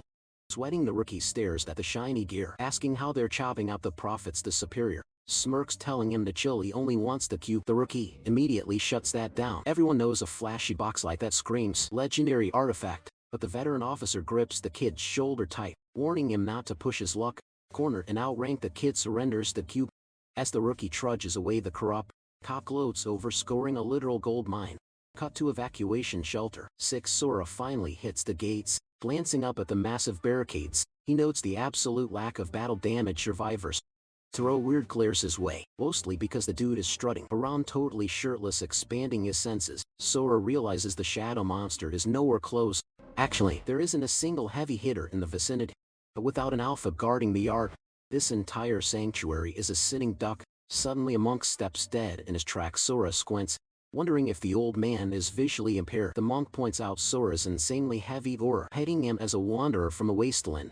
Sora gives him a cool nod, chuckling. The monk admits he's just relieved Sora isn't here to start a bloodbath, offering cash in exchange for some solid intel about the chaos brewing beyond the walls. Getting the scoop on the real world would be a massive jackpot for him. Glancing at the cash, Sora figures that's how the local economy works. He shrugs, promising to spill whatever tea he knows, and the monk nods along, but Sora cuts the small talk, needing to address the elephant in the room.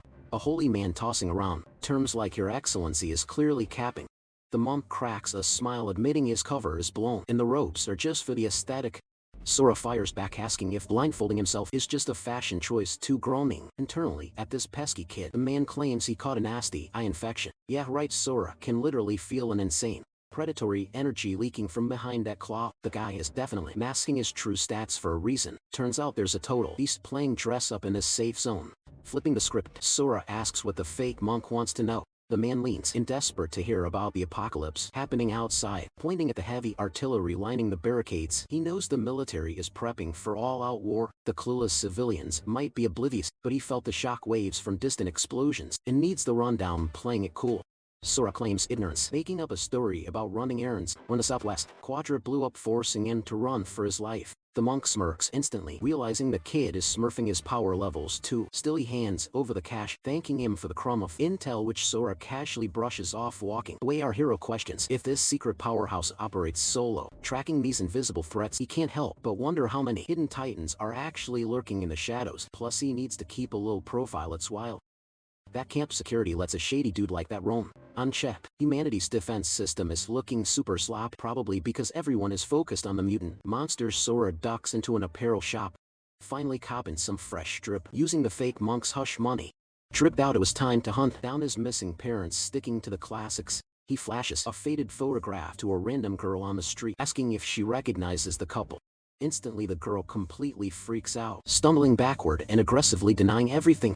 Sora narrows his eyes. She looked like she just made eye contact with a ghost. He's scoping out the paranoid locals when some random street punk suddenly barks at him. Sora doesn't even flinch, he just lets his terrifying aura explode and demands to know what the guy's problem is. The punk stammers, pointing out that Sora screams out of towner and creeping people out by flashing a photograph at dead of night. Unbothered, Sora shoves the picture forward. You recognize them, the thug admits. The whole block is talking about the weirdo with the photo, but he demands to know Sora's actual business with the couple on their kids. Sora drops casually. The punk's eyes go wide. He stumbles back, sweating bullets, as he asks if Sora is that black-haired boy, praying it's a sick joke before he can answer. A massive delivery truck totally loses control, barreling straight towards Sora's spine, but the second it makes contact, the entire metal cab crumples against his body like a cheap tin can. The street punk's jaw practically hits the pavement. Sora brushes off the wreckage like dust, apologizing and asking the guy to repeat the question. He totally tanked a multi-ton vehicle without a single scratch, absolutely paralyzed by fear. The thug squeaks out a greeting, realizing it actually is the lost son after all these years. He frantically points down the block, desperately giving directions to the family estate. Sora throws him a quick nod of thanks and strolls off, leaving the punk wildly waving goodbye like his life depends on it. Once Sora is out of earshot, the guy sprints in the opposite direction, totally panicking. He has to warn the whole gang immediately. Meanwhile, Sora strolls down the pavement, connecting the dots. A random street enforcer, knowing his parents' exact address. Major red flag. Growing up, his folks were literally the sweetest people alive, and in this messed up world, toxic leeches always prey on the absolute kindest souls. But the era of them getting bullied is officially over. He's home, stepping up to the final address. He scopes out the property line. A literal fortress of a mansion towers over him. He squints, guessing that the recent monster wave probably left a bunch of luxury real estate totally abandoned for his parents to claim. No big deal. He raps his knuckles against the heavy oak doors, only to hear a gruff, booming voice from inside, demanding to know if the day's hit is finished. The heavy door swings open. Sora freezes in his tracks, standing right there is his once gentle dad, but now the guy is absolutely dripping in hardcore Yakuza mob boss energy. And the craziest part, the old man doesn't even recognize his own flesh and blood. Sora drops his name desperately, trying to jog his dad's memory. The Mafia Don looks utterly baffled. The heavy tension follows them as they slide into seats at the dining table. Suddenly his mom breezes into the room, pouring tea and apologizing for making them wait. She shoots her husband a hopeful look, but the boss shakes his head, utterly refusing to bite his wild story. The absolute unit sitting across from him looks literally nothing like their scrawny lost boy. He crosses his arms, declaring it's time for the ultimate test. Sora raises an eyebrow, completely lost. A secret exchange. His dad growls low. He glances nervously at his wife, making it crystal clear that these dark truths are strictly off limits for her ears. He turns back to Sora with a death glare, warning the kid that one wrong answer means he's leaving this mansion in a body bag. One slip up and the shadow assassin strikes. Right on cue, a chilling voice echoes from the rafters, confirming the kill order. Sora smirks internally. His dad actually bagged himself a personal ninja. Paranoid, sure, but top-tier security means Sora doesn't have to play bodyguard 24/7. His dad demands his compliance. Sora just feels bad for the ceiling ninja, because bro is about to hear some highly classified cringe without missing a beat. Sora drops the bomb every single weekend. His macho dad attended basic cooking classes, specifically with the local suburban housewives club. The mob boss practically chokes on his spit. Up in the rafters, the hardcore assassin's brain totally short circuits, mentally picturing his terrifying boss baking cupcakes. Before they can recover, Sora hits them with a combo. Oh, and the weekly undercover ballet lessons. The ninja immediately visualizes a to-do on the crime lord, sweating profusely. The dad shoots a panicked glare at his hidden guard. The assassin gulps. Suddenly, the vibe in the dining room shifts from wholesome to absolute killer intent, clinging to his pride. The old man claims any dedicated stalker could have dug up that intel. Sora just leans back, grinning. Alright then, how about some core family lore? The mafia boss narrows his eyes, daring the kid to try. Sora locks eyes with him flat out, stating that his dad is going to deeply regret this next reveal, trembling slightly, but refusing to back down. His father gives the green light. The protagonist doesn't hold back, exposing the ultimate truth: the legendary family katana is a straight-up cheap plastic replica. Up in the shadows, the assassin's worldview shatters. The dad furiously slams the table, screaming nonsense, demanding hard evidence for such absolute disrespect. Cool as ice, Sora points out the tiny teeth marks, totally mumbling the sword's hilt. The ninja is having an existential crisis. He was explicitly told the boss made those marks biting the blade while slaughtering 38 armed rivals with his hands tied. Without warning, Sora smoothly slides the blade from its scabbard. The loyal assassin instantly switches to combat mode, entirely convinced this whole story time was a massive setup to slice the Don's throat. But instead of swinging, Sora just jams the razor-sharp tip directly into his own palm. Look, it literally collapses like a movie prop. He deadpans. The tough mob boss instantly shatters, sobbing as he tackles Sora into a massive bear hug, crying about how he thought his baby boy was gone forever. The prodigal son has finally returned. Between tearful hiccups, the old man vents about the absolute hell they survived, pouring all their cash into shady info brokers just to find him, and somehow during the chaotic search, the gentle dad accidentally became the city's most lethal underworld boss. Sora chuckles at the sobbing gangster awkwardly, asking if the ceiling ninja wants to hop down and join the family reunion up above. The elite killer is having a total mental breakdown. He served a master who supposedly baked in the blood of his enemies, and yet here he is, watching the most ruthless man in the city cry like a toddler, witnessing this highly classified, honor-destroying moment. The assassin decides his best survival tactic is sprinting to another country, but as he moves, Sora's grip crushes his ankle. Hold up, Sora smiles. Dad wants a word. Fast forward 5 minutes, and it's the most awkward four-person dinner party in history. Wiping his nose, the mafia boss glares at his ninja, muttering that out of the entire hit squad, Akai is literally the biggest loudmouth snitch in the business. Sora casually sips his tea, letting the assassin know that if the to-do story hits the streets, he's a dead man. Sweating through his mask, Akai aggressively swears absolute silence, thinking to himself that these two terrifying weirdos are 100 genetically related. But his mom immediately shuts down the threats. Oki looks at the madam, visibly touched, but she hits him with a death glare, warning him to keep his mouth shut. Oki bows his head, totally submitting. Meanwhile, his dad completely ruins the tension, loudly bragging about how relieved he is that Sora didn't expose his embarrassing snoring or sleep farting habits. His mom just deadpans, pointing out that he literally just snitched on himself. For a split second, Sora feels like he'd been dragged right back into the suffocating chaos of the abyss.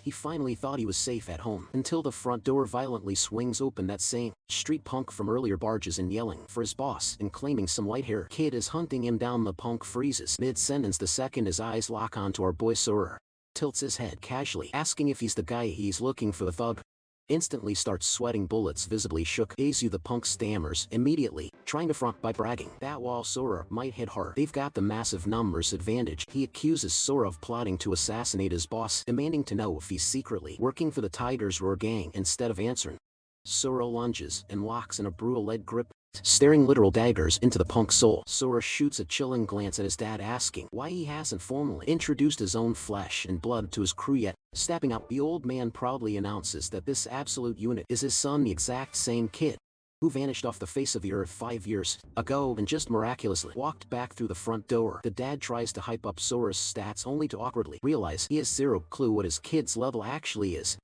Without missing a beat, Sora drops a massive bombshell. He doesn't even have the system. The entire room goes dead silent, and shock jaws drop as the crew demands to know how anyone could possibly survive the brutal fallen zones for 5 whole years completely systemless.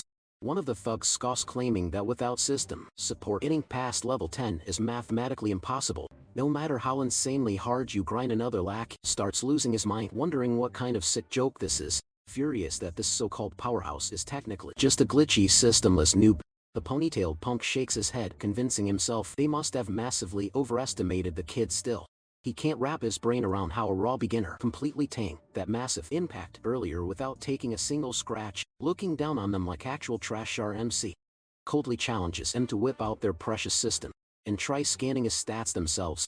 The punk looks totally lost, mocking Sora for not even knowing the absolute basics. Since he's unawakened, he smugly explains that while the system easily flags monster levels, Peeking at another human stats requires an ultra-rare inspection skill. His dad backs this up, chiming in that barely any top-tier hunters even possess that kind of overpowered ability, but the thug smirks, bragging that their boss actually has it equipped. Hearing this, Sora turns to his dad, practically daring him to run the scan, secretly hoping the scan might spit out some crucial lore about the abyss. The whole squad crowds around the boss as he fires up the skill. Glancing over, Sora asks if his mom wants to peep his stats too. She just warmly smiles, saying she cares way more about just being physically close to him again, plus a mother's intuition already tells her exactly how strong he is. The entire room gasps. The system interface pops up over Sora, sweating profusely. His dad mutters that he keeps spamming the skill, but the result is a dead end. His screen is showing absolutely zero data. He breaks down the two possible theories. 1.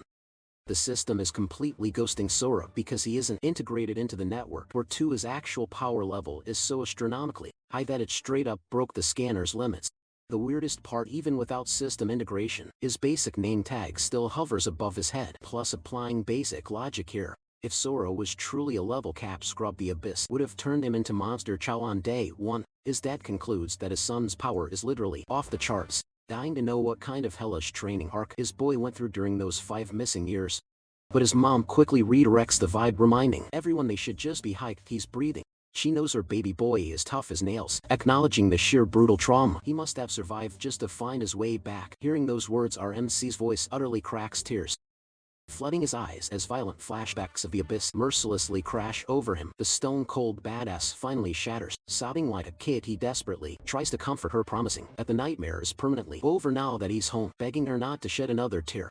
Standing off to the side, his dad watches the emotional reunion unfold, vigorously fighting back his own waterworks. Clearing his throat, he immediately signals his goons to pack it up and step out, ordering them to give the mother and son some much-needed breathing room. The second he slides the door shut, the boss mode reactivates. He turns to his crew, demanding to know what the hell is holding up Gyro Squad since they've been missing in action for over 2 solid hours. Back inside the quiet room, Sora immediately interrogates his mom about his brother, practically begging her not to drop any tragic news about him. She quickly calms his panic, confirming his bro is perfectly fine. He just rarely ever stops by the house anymore because he's totally locked into his military duties. Now that Sora has essentially responded, she offers to patch him through immediately, revealing that his brother has been violently grinding on the front lines this entire time, treating every battle like a revenge mission for Sora's disappearance. Sora admits it's been an eternity since they last hung out, but right now he pivots the conversation, deeply curious about whether his mom is secretly pulling the strings around this base. She humbly admits she definitely holds ranked, but clarifies that the crew treats her like royalty simply because she's an elite cleric, a hard carry support player dropping massive heals, insane buffs, and actual real-time prophecies.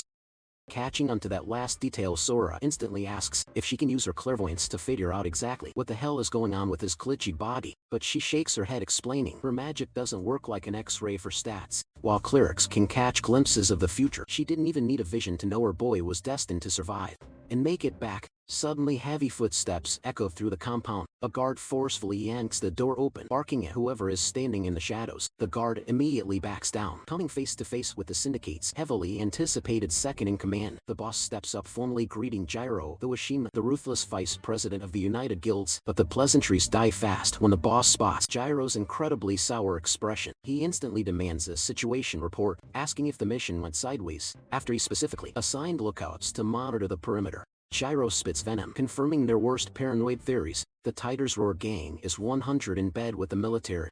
His crew successfully hauled the monster loot over, but per usual, some annoying bureaucratic suit with a clipboard started aggressively grilling them, throwing up massive red tape. Right after the tense inspection wrapped up, things got ridiculously chaotic when they collided head-on with a squad from the Tiger's Roar. Gritting his teeth, Sora's dad mutters a dark confirmation of the betrayal. His mind races, realizing that if a so-called neutral powerhouse like the Tiger's Roar is secretly moving pawns behind their backs, a massive bloody turf war is practically inevitable. Something massive is definitely brewing behind the scenes. Takeo makes it clear they cannot just sit on the sidelines, but for right now, he tells his crew to chill, grab some food and catch their breath. In a flash of light, he spawns his blade, declaring he is crashing the Tiger's Roar headquarters later. He needs answers about the chaos, and honestly, he is ready to flex exactly what the United Guilds bring to the table. Eavesdropping from nearby, Sora catches every single word and locks that guild name in his memory. His recent level ups did not just boost his raw attack power, his senses are absolutely dialed in, letting him pick up whispers from miles away. He low-key sweats the idea of his dad trying to play the diplomat, knowing how sideways things could go. Swinging his door wide open right as they walk by, he flat out announces he is tagging along. The delinquent squad member immediately gets hyped, praying this means he finally gets a front row seat to witness Sora's hidden overpowered stats. Gyro just stares totally lost, demanding to know who this random kid is. The boss drops the lure it is his son Sora, the one who vanished off the map 5 years back. Gyro immediately asks for his combat level. Sakaya glances at his boy, admitting to the crew that Sora's status window is completely unreadable. Gyro does the math and assumes the worst. He's just a normie. He points out the brutal truth that surviving in this world without a system is basically a death sentence, saying you would get wiped out in less than 3 days. Even with top-tier survival instincts, the wasteland is completely unforgiving, and a guy with 0 skills is just gonna drag the whole party down. Gyro drops a fake smile, telling the kid to stay back and let the real hunters handle the heavy lifting. Sakaya backs up his subordinate, telling Sora to kick back at home with his mom. She instantly agrees, super eager to finally give him a proper tour of their place internally. Sora gets it. They think he is pure dead weight in a fight, which makes total sense, considering he looks like a completely average civilian. Plus, stepping back gives him time to actually study the inner workings of this massive survivor shelter. If an apex predator is lurking in the shadows, keeping his insane abilities under wraps is the only way to keep a target off his prey's backs. Playing along, Sora nods and agrees to stay behind. Meanwhile, the delinquent is internally raging about missing the chance to see a god tier carry in action. Sakura rallies the troops and marches out into the danger zone. Our boy just leans against the wall, tracking their exit. His mom tries to comfort him, promising there is 0 reason to stress. They just got their family back together, and tossing him into the crossfire is not on the agenda. She looks him dead in the eye, reminding him that his dad is an absolute unit. Plus, her foresight ability practically guarantees he will walk through the front door without a scratch. Sora gently brushes off the baby, reminding her he is a grown man now. He totally trusts her clairvoyant skills to predict the future, but the reality is brutal. His dad is marching straight into a turf war against a military-backed syndicate. He needs the raw facts. What is the actual political climate in this base, and why is Tigers Roar hunting for blood? She drops the backstory right after the apocalypse hit. Awakened humans built this faction. His dad went on a massive campaign to ally the scattered groups, even partnering with the military, all driven by the hope of tracking down his missing son. The alliance exploded in numbers, drawing in warriors who respected his emotional crusade. For years, the United Guilds became the ultimate shield for the community, farming loot drops and wiping out beast waves, leaving the military to focus entirely on conquering the tower. Honestly, his dad's pure heart made it all work. They locked down total peace for 4 straight years. But a few months ago, the absolute titans from the 4th shelter, Tigers Roar, invaded their territory. The tension instantly spiked, and they have been locked in a cold war ever since. Sora questions why the military is just watching from the sidelines. She sighs, explaining that the threat level keeps scaling up, leaving the army completely outmatched. Tigers Roar is not just bait, they are an untouchable powerhouse. In this world, tower intel is worth its weight in gold. Worse, their rival roster features a hunter handpicked by a literal cosmic entity.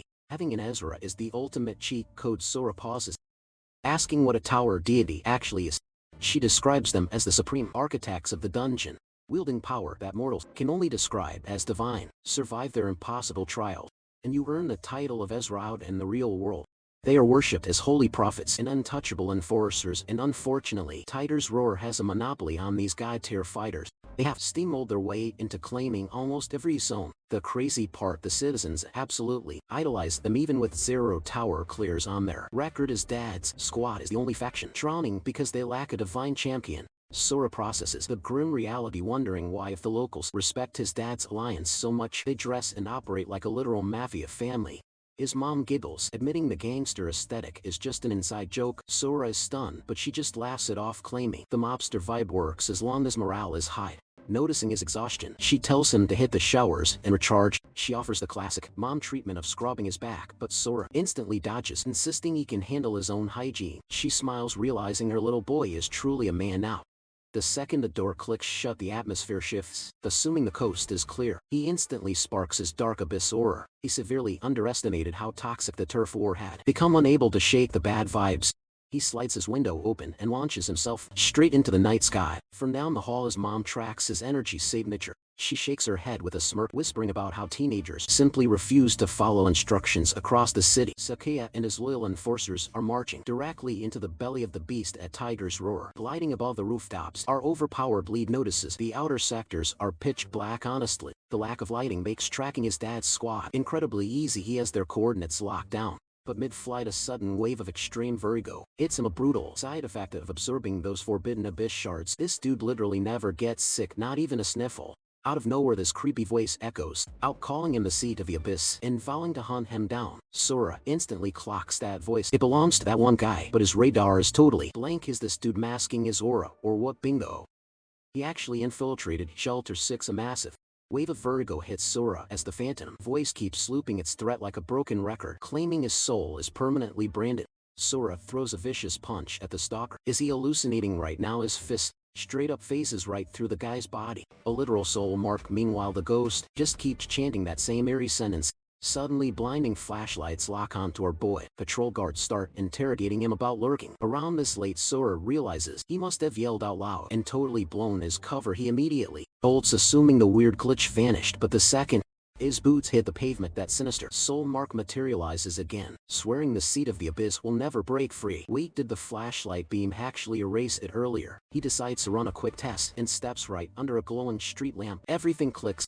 If he chills in the shadows for exactly 7 seconds, the soul mark trigger, bringing that nasty head spin right back. Freaking out actually shifts the hallucination's dialogue. He mockingly mimics the phantom's creepy tone, earning a major side-eye from a random lady who probably thinks he lost his mind, reminding him that he is the only one who can see this ghostly stalker. Sticking to the lit paths keeps the vision away, but replaces it with this agonizing, high-pitched ringing in his skull. Eventually, the branding fades, and the creepy stalker totally drops off his radar. It makes absolute sense why this never happened earlier. He was either soaking up daylight or chilling under the bright bulbs at home. As the curse mark flares up again, a dark realization hits Sora. This entity might be tracking his exact coordinates.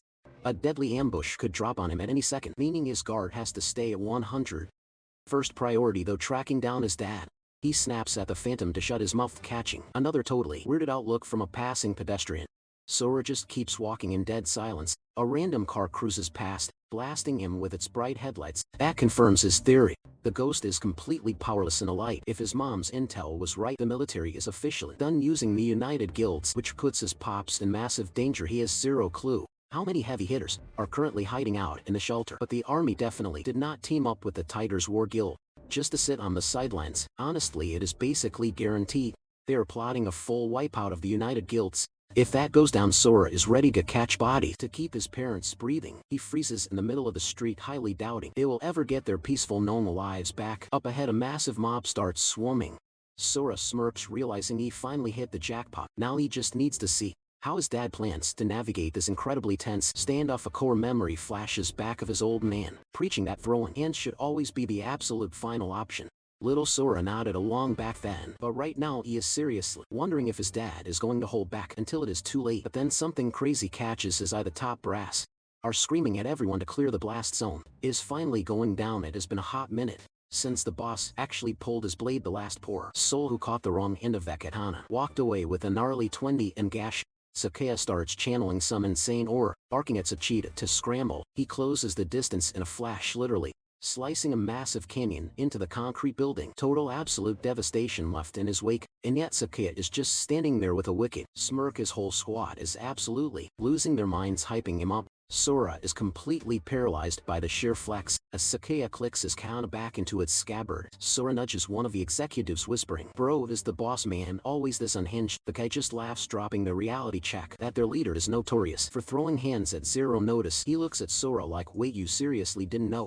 Elaborating that their boss has a famously short fuse. Sora is mad confused, pointing out that the chief literally preaches about violence being a total last resort. The exec waves it off, explaining that was just his day one mindset back when he actually trusted the military to clean up the mess. But the plot thickened real quick since then, for the thousands of survivors crashing here. As long as the hunters are putting in the work and nobody is starving, they could not care less about some collateral damage. Smashing problems right in the jaw just became the ultimate speedrun tactic. The rule is simple: do not start beef if you cannot finish it. Translation: Strike first, ask questions never. Watching all this unfold, Sora reflects on his run-in with that weird monk, assuming heavy hitters like to keep a low profile. Yet big mistake on his part. Or maybe when you hold this kind of god-tier power, you just do whatever the heck you want. Just like his old man, or maybe that monk is rocking the blindfold purely for the aesthetic. Meanwhile, speaking of the devil, that exact monk is chilling on a rooftop watching the chaos. He is locking onto the whole battlefield.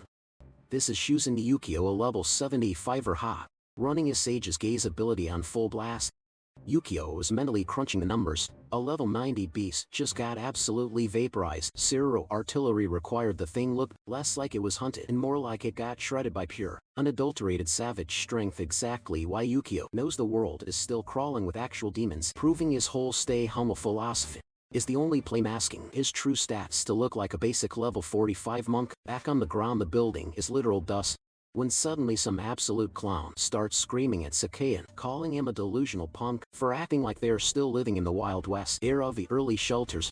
Sakaya casually brushes off the dust, hinting back that sure, times have evolved, but obnoxious pests like him are still crawling around. The boss flexes that he should have permanently muted this guy ages ago. The dude doubles down, daring Sakaya to finish the job right now unless he is suddenly chickening out. You do not just disrespect Sakaya and walk away. The blade sings as it leaves the scabbard again, instantly making the loudmouth violently shiver in his boots. The guy is internally sweating bullets, praying he has baited the trap perfectly. In his backup, it is about to spawn in, or worrying he messed up the whole script, so he pushes harder, screaming that Sakaya is a total fraud who cannot even swing his own weapon, and that his whole squad is about to end up as fodder for the Tiger's Roar Guild. Sakaya launches forward, spitting the word garbage, but a magical shield instantly blocks his fail strike. The bait dude mentally fist pumps. The trap has officially snapped shut, but booming voice commands everyone to freeze. The newcomer growls that sparking a turf war inside a designated safe zone is a wildly arrogant move. Enter Yusui Asam clocking in at level 63. Sakaya's right-hand man loses it, yelling that this snake is clearly in bed with Tiger's Roar, demanding answers. The pieces click for Sora. This is the military lapdog bankrolled by their rivals. Sora knows there is zero chance this is random timing. It is glaringly obvious there are moles crawling all over the sector. This dude popping up at the exact second the sword drop, definitely scripted. The two antagonists slowly box Sakaya in. It hits the boss like a freight train. The brass has been secretly offing Tiger's Roar this entire time. Asama coldly quotes Article 15, strictly outlawing any brawls inside shelter limits. He lays out the penalty: the one who throws the first punch gets locked up for a minimum of 15 days. Or if the vibes are bad enough, a literal public execution. He then smirks, asking if Sakaya is going to play nice and surrender. The boss instantly decodes the entire setup. This was a coordinated aggro pull. The microsecond he swung his blade, they secured the legal green light to slap him in cuffs. They absolutely did not care if their shady under-the-table alliance leaked out. All that mattered was framing him as the villain, because if he actually lets them put him in irons right now, they will stretch out his prison time forever and definitely assassinate him behind bars, spinning it as some tragic accident. In a second he is out of the picture, his entire guild gets completely swallowed by Tiger's Roar. But what is truly bothering him is why a military top dog is sweating this hard just to shatter the local power dynamics. The in-game is a mystery, but Sakura refuses to be a pawn in this twisted game. Hard pass, he flips the script, telling the officer's radar is completely broken. There was no brawl as a guild master. He is not about to cap with absolutely zero receipts. Asama counters that the massive steaming crater from the sword strike is all the evidence he needs. Sakaya literally scoffs. He deadpan claims that is not a combat scar. It was just some spontaneous extreme building renovation. Asama's eyes go cold, pointing out that Sakaya is missing the bigger picture. Asama is the one holding the gavel here, and if he officially labels it an attempted murder, then that is gospel. It was checkmate the second Sakaya walked into the zone, so he better just take the handcuffs quietly like a good boy. The loyal subordinate snaps, yelling at his boss that they are not taking this out. If these feds want a war, they will give them one. But Sakaya immediately signals him to chill. Everyone is standing in the crosshairs, and one wrong move means catching a bullet. He locks eyes with the level 63 officer, mentally clocking the dude's insane assassin tier agility. Pinning down a target that fast is going to be a nightmare. But if they can snatch Wada and use him as a human shield, they might actually survive this trap. The dude unsheaths his blade, making the dual brace for impact. Wada immediately pops his anti-sword barrier, determined not to be the weak link in this fight. You see, an executor does not just block like your average tank. Their defensive kit literally dissects enemy attack patterns in real time. Even at point-blank range, Wyatt is confident he can tank the hit. There's just one catch, though his barrier only works against bladed weapons, but that ultra-specific condition is exactly why it is so wildly overpowered against swordsmen. This thing could easily shrug off a heavy strike from a level 69 warrior, so a level 65 samurai absolute child's play.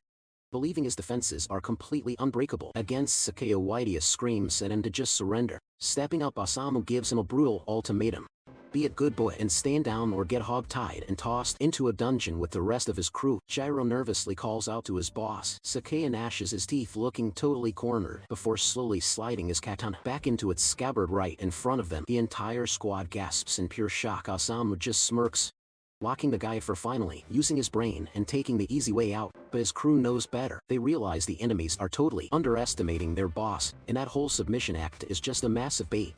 Gyro catches the hidden signal immediately. Get ready to strike the second that blade flashes. The bad guys have absolutely zero clue that these two are syncing up a deadly combo. Sakaya completely drops his weapon for a split second. Whitey loses track of it, but then the samurai dashes straight at him completely unarmed. The tank scoffs, thinking he is totally safe behind his anti-blade enchantment, but out of nowhere, Sakaya magically retrieves his weapon mid-sprint. Whitey practically laughs, wondering if this fool actually believes he can shatter a barrier built to withstand level 70 tier damage, but that is when Gyro pops his ultimate support move, manipulating the loose rubble scattered across the battlefield. Chunks of rock magnetize to the katana's tip, transforming the slender blade into a massive stone sledgehammer. The heavy blunt force impact completely obliterates the barrier into a million pieces. Whitey's eyes widen as he realizes they bypass his sword only defense with a blunt crushing attack. Sakaya instantly follows up with a fierce lunge, but Osamu barks that he sees right through their little scheme. The assassin dashes and growling that targeting him as a one-way ticket to the afterlife. Gyro screams for him to back off instantly, erupting jagged stone spikes from the earth to block his path. Dodging with insane reflexes, Osamu chuckles. He mocks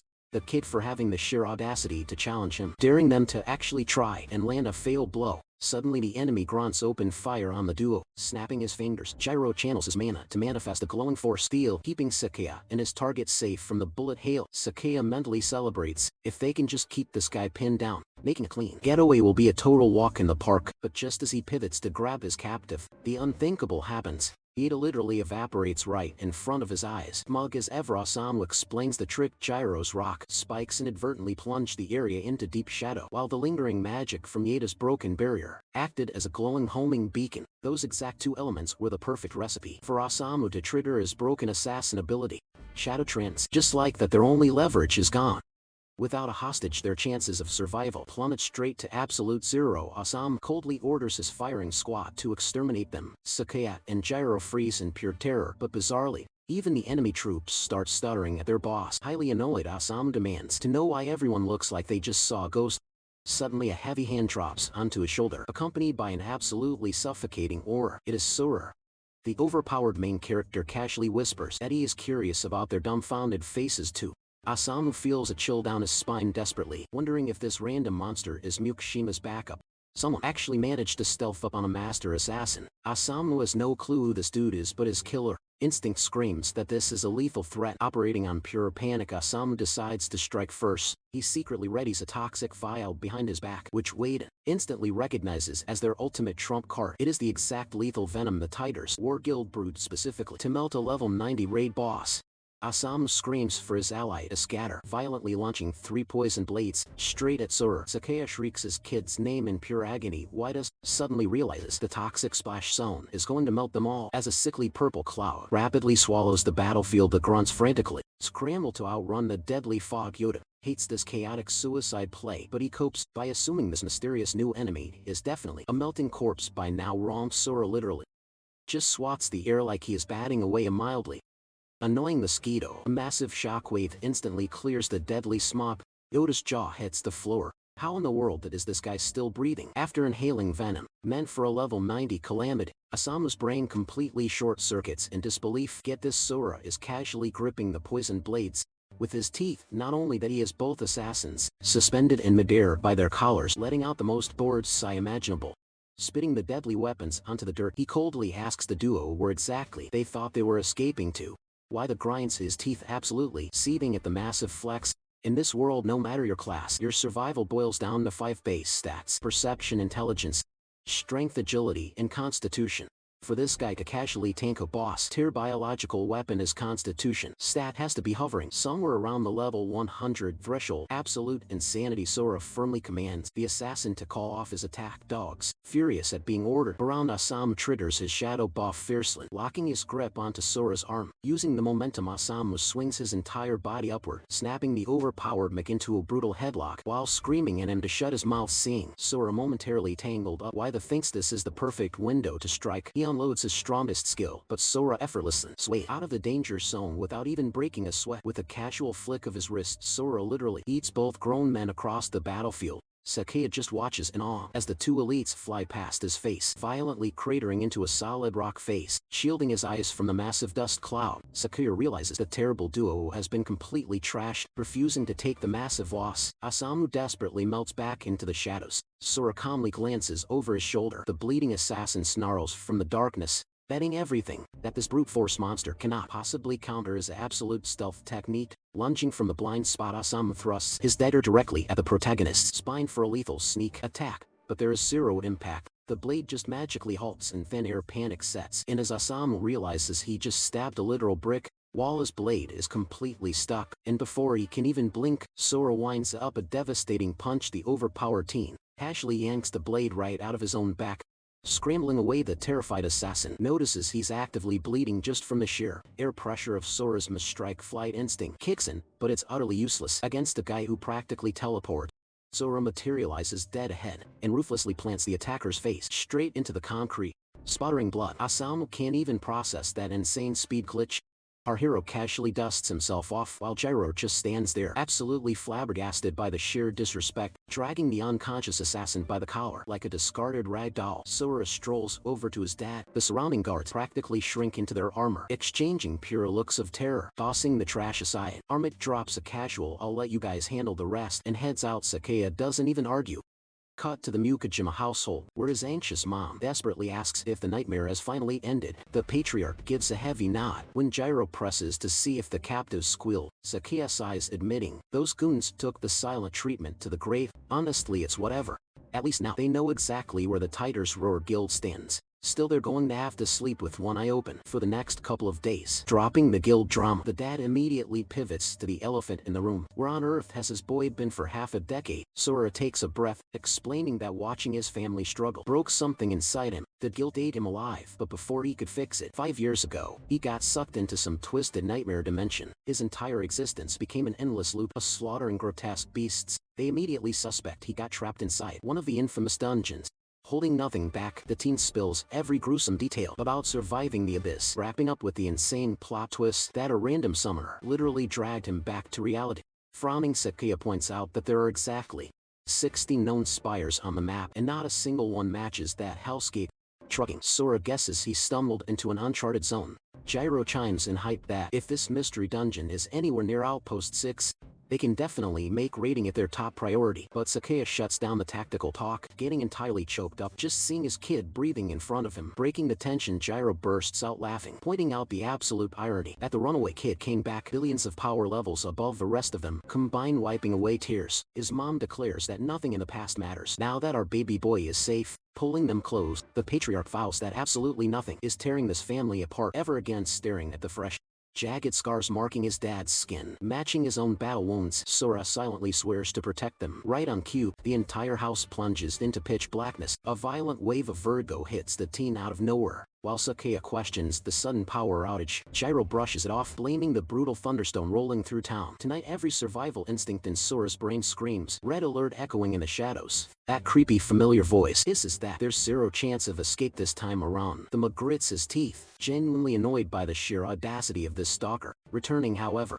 he quickly notices the entity's creepy monologue has completely shifted its script. The real kicker, even his high tier, awakened parents are acting totally blind to the haunting presence in the room. Without warning, the suffocating dark aura abruptly peels away. For a split second, he thinks the ghost vanished, only to realize the dark mass literally detached itself from his own shadow. The ominous figure smirks, dropping a chilling "long time no see." Sora's mind races. The parasite actually evolved a personality. Still, since the thing looks semi-transparent, he figures it's just a residual mental glitch he can easily squash later. Gliding across the floorboards, the shadowy stalker gets right in his face, mocking the teen for trying to play the silent treatment card. Are you seriously dense enough to think I'm still just a trick of the light? The entity whispers, locking onto Sora's gaze. Instantly the world snaps to absolute black. Panic spikes as the mech realizes his eyesight has been completely stolen. This is definitely no fake vision. Sensing the sudden shift in his demeanor, the whole room goes on high alert. His mom frantically screams his name, while his dad demands to know why his eyes just went entirely dead. Wasting zero time, his mother immediately triggers a high-level cleansing spell, but the UI frustratingly rejects it, flashing a no curse detected error. Ice floods Sora's veins as it clicks. The shadow actually formed a physical body, meaning his defenseless family is right in the crosshairs. Relying purely on instinct, he violently tackles the invisible intruder straight into the drywall. His stunned parents finally spot their son wrestling a massive pure void. The entity chuckles, taunting the boy for acting so terrified. Gripping his weapon, Sakaya yells out, completely blind to the ethereal enemy in the room. His mom echoes the panic, desperately scanning the empty space with zero luck. Pinning the shadow down, Sora demands to know why this creep won't leave him alone. But the phantom just laughs off the hostility. Deciding it's time for some flair, the monster finally drops his gamer tag. Bow down to Fodal, a high-ranking noble of the Celestial Wing faction and literal deity of the void. He gloats. He then points a smoky finger, accusing the teen of looting the abyss and sponging up the forbidden, discarded energy as holy rays dumped down there, the raw essence of darkness itself. By somehow breaking out of that hellish prison, Solo Sora has basically painted a massive target on his back for the Heavenly Enforcer. Those celestial hit squads are mobilizing as they speak, meaning if our guy values his pulse, his only survival play is sprinting right back into that cursed dungeon. The MC's brain scrambles, instantly linking these enforcers to those mythological Acer beings his mom warned him about earlier. Completely out of the loop on the lower drop, Sakaya tightly grips his blade, his gut screaming that they are sitting right in the middle of a war zone. His mom desperately pulls her husband back, insisting they can't blindly attack without assessing the threat to their boy. Meanwhile, the overpowered teen flexes, declaring he'd happily throw hands with the heavens themselves, bring down an entire army of deities. I don't care what makes you think they can scratch me, he spits. Odell shakes his head, warning the arrogant kid to check his ego, immediately reminding him that pulling off one lucky win against a weakened god doesn't make him invincible. The dark deity drops some ancient history, revealing that ever since the legendary Ragnarok event, the sacred wind energy was completely wiped from existence. Basically, Sora's current stats are absolute trash compared to the prime heavenly range. Our hero glares, challenging why he should trust a word from a shadowy parasite. Hearing this, Fodal absolutely loses his mind, laughing. Stay oblivious if you want, kid, but don't go crying when the skies literally start raining blood. The god mocks the threat, hits hard enough to shut the protagonist up entirely. Logically, trusting a demonic stalker is a rookie mistake, but something deep in his gut screams that the warning is completely legit. Before he can argue back, an earth-shattering crack tears through the room. A blinding shockwave of pure, holy aura completely floods the living room, causing the dark god to shriek like a banshee. Blinking against the flash, the mech realizes his blindness has been instantly cured, while his shadowy captive is currently melting into a puddle of agony on the floor. I take his word for it, a calm booming voice echoes out. Sakaya's eyes widen as he instantly recognizes the unexpected guest. Whipping his head around, Sora spots the exact same wandering monk he bumped into at the city gates earlier. When he asks how his parents know this guy, his dad drops a bombshell. This holy man is way more than just a casual contact. This dude literally co-founded the guild alongside him. Right now, Fodal is throwing a massive tantrum, screaming at the monk to release him, while Sora just stares completely baffled. Wait, you can actually see this guy? Yukio cuts the tension, declaring a total state of emergency. They need to talk right now. Sakaya isn't having it, demanding someone explain what the actual hell is happening. The monk stays cool, claiming his answers totally depend on how his upcoming chat with Sora plays out. Fast forward a bit into the night, Sora tries to dig into this whole emergency situation, but Yukio immediately cuts him off. Listen, I might not be an Ezra, but my enlightened vision lets me see straight into divine power. That exact vision, it is the only reason I could pull off a forbidden technique and lock this supposed god away. And here is the crazy part. Your energy feels exactly like his, but dialed up to an absolutely insane level. I have no clue how you pulled that off, and honestly we have zero time to figure it out. The city is currently swarming with heavy hitters packing serious divine juice. Every single one of them is gunning for your aura. Whatever the sealed guy is plotting, his warning was dead on, but whatever you do not step foot back in the abyss that tower is hiding. Pure nightmare fuel. He was totally baiting you back there just to leech his powers back. Your best play right now. Ditch this place entirely and sign up with the military. Sora looks at him like he is crazy, bro. Are we forgetting they literally tried to blow me up? Yukio sighs, admitting the army is completely toxic right now, but he has an inside contact he actually trusts. Get under her wing and you are untouchable. Sora instantly claps back, arguing that his family would still be sitting ducks. The monk just waves it off. Chill out, the Asura pride themselves on not touching ordinary civilians. Plus you are forgetting I am still here. I will drop anyone who even looks at your parents fondly. Do not forget our hats can easily go toe-to-toe with the Asura. From the Tiger's War Guild cut to the villain's hero Yusei. The Asura Varys is absolutely complaining. He thinks sending 4 elite fighters after some systemless kid is a total joke. Shuri Yukinojo, holding the Hades title, drops the intel. Sakuya's kid, the one who went off the grid for years, just breached the tower. He smirks, claiming a scrub like that is light work for Hero alone. Hero immediately snaps, ready to throw hands until someone grabs his shoulder. Dugami Rim, the Athena Asura steps in to kill the beef, but then the absolute heavy hitter speaks up. Mukai Lich announces he is personally joining the hunt. Iwaga Kaiichi, representing Hermes, is shocked that the boss is tagging along. Mukai keeps it icy, revealing this came straight from the top, an absolute order from Zeus. The mission is brutally simple. That punk Sora gets deleted. On top of that, the 16th tower is suspiciously close to Shelter 6 since the Alliance decided to act tough and ghosted their proposal. The guild is going completely rogue. This is not just a basic assassination. We are wiping out Sora, and we are exterminating his parents, the heads of the Alliance. Mukai declares this with zero hesitation, fully flexing his status as the Ezra of Zeus. Meanwhile, back at the Alliance base, Yukio wraps up his massive lower dump. Your next stop is the central base to link up with Mei. She is a solid ally of mine, so she will definitely watch your back, and hey, keep an eye on that cursed circle.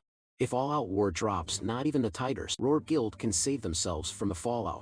Yui chimes in, reminding them that the Alliance planted their base here for a strategic reason. Sora has absolutely nothing to stress over. Sora just nods it off. Flash forward about 15 minutes. The monk is chilling by the entrance when the surrounding trees start violently shaking. Yukio smirks. The ops have arrived.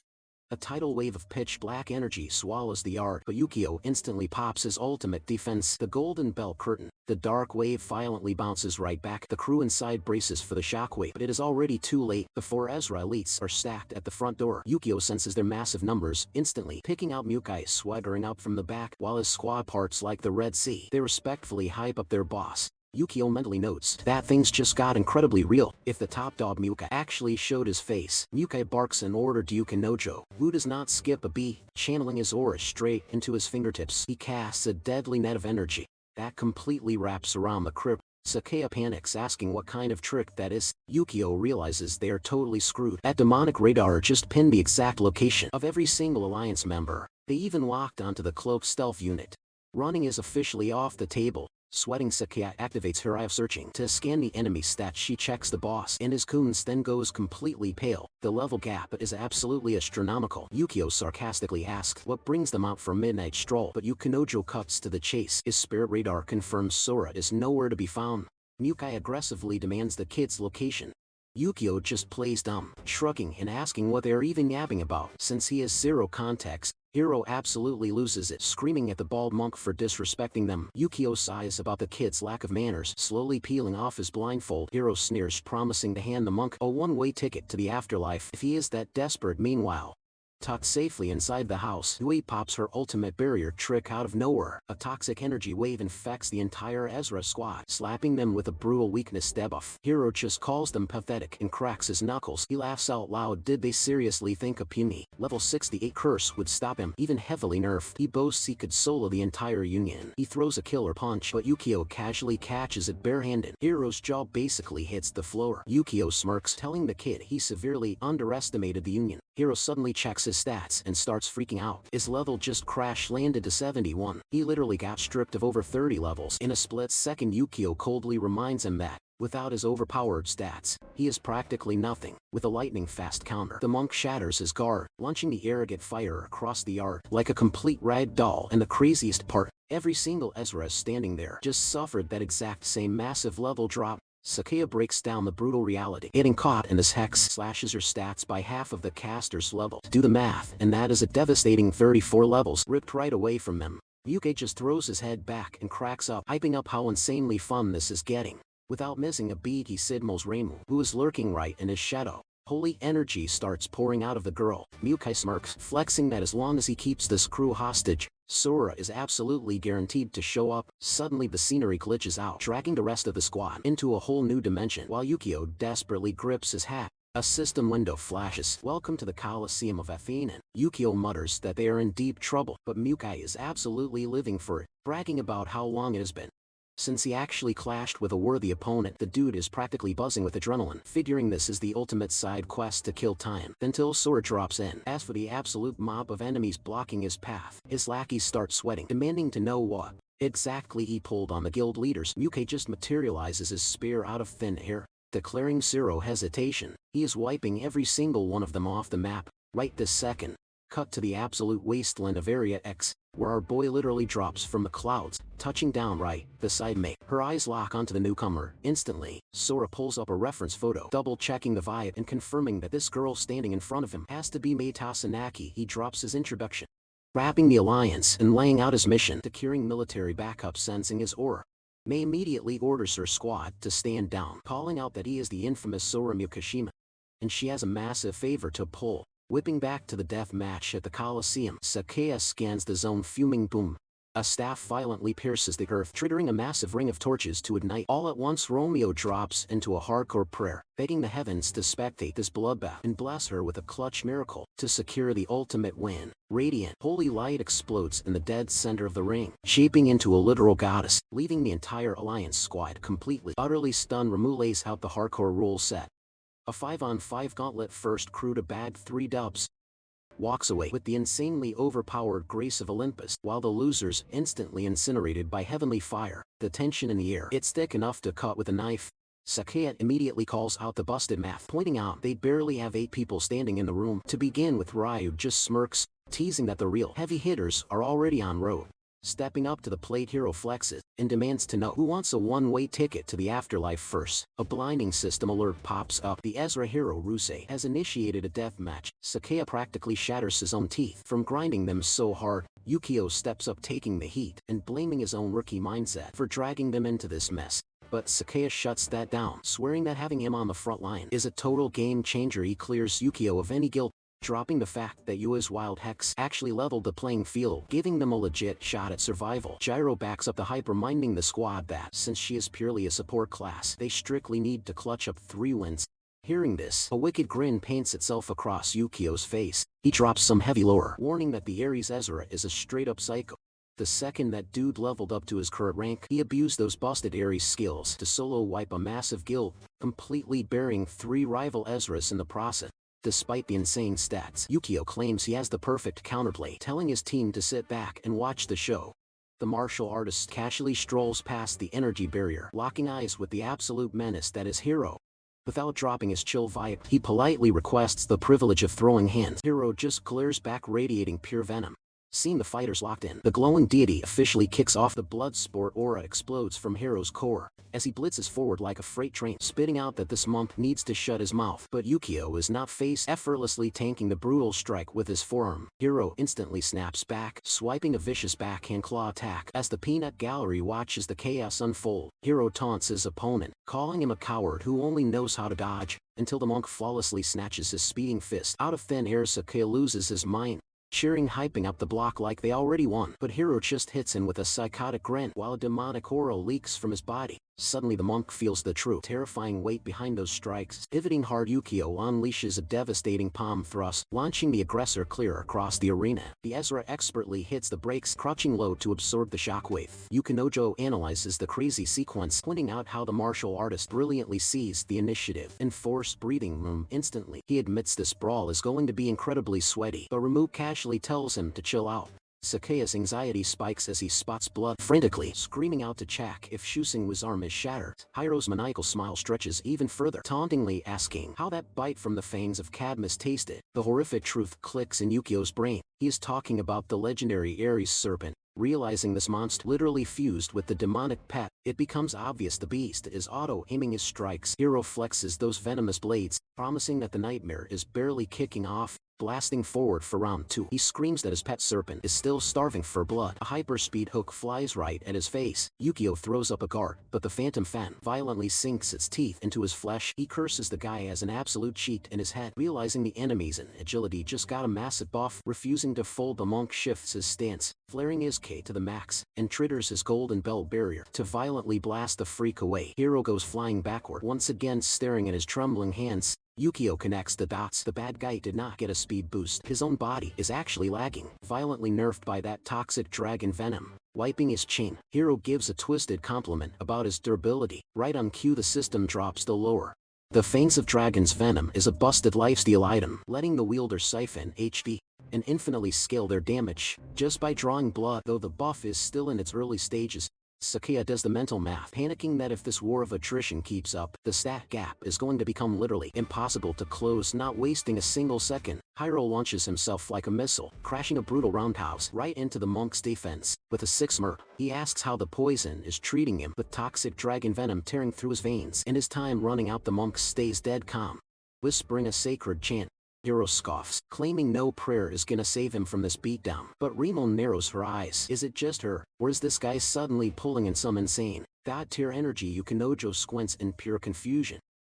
That makes 0 sense, he mutters, trying to figure out how. Asura is casually flexing a divine aura. The monk ignores them, as chanting growing louder.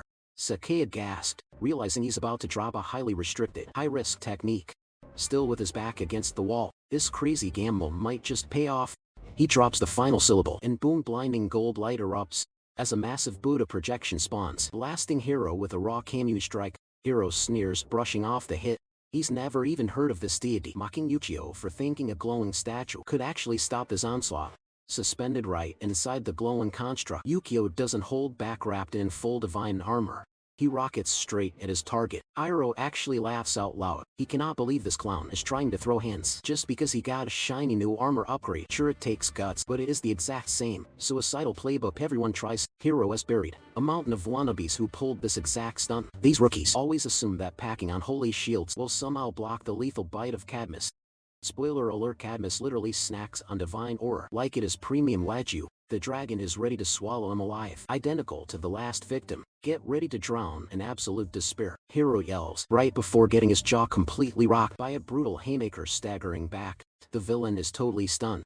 Turns out the monk bypassed the venom by using his holy aura as a filter, instantly unlocking his base speed. Before Hiro can blink, Yukio sinks a devastating roundhouse into his gut, spitting blood. Hiro realizes it isn't just a speed glitch. The monk's raw damage output and reflexes are skyrocketing off the charts, even while eating a vicious knee straight to the dome. Hiro smirks, convinced this is still the ultimate all-you-can-eat buffet for his beast. He gloats that the monk is about to be prime Dragon Chow, but Yukio just tilts his head, completely unbothered, snapping forward. Hiro locks onto the monk's arm, loudly claiming all that sweet holy energy for himself. As he declares checkmate, the aura surges into his veins, but suddenly something feels horribly wrong. The absorbed power instantly rebels, tearing him apart from the inside. Yukio coldly stares him down, whispering that he popped the champagne way too soon, tearing his arm out of the beast's jaws. The monk explains that our hot energy is way too dense to just swallow, following it up with a savage backhand across the Asura's face, hacking much.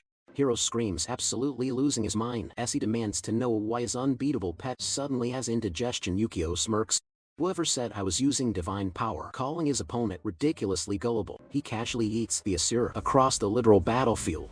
Watching from the sidelines, Yui finally connects the dots, admitting she totally thought he was crazy for picking the R.A. class back in the day. Going down that path permanently locked him out of the Asura skill tree, shifting his entire damage scaling to pure, unfiltered karma. It is a completely broken build, but it comes with a massive catch. You have to grind good deeds literally every single day. Slip up and that same karma will completely eat you alive.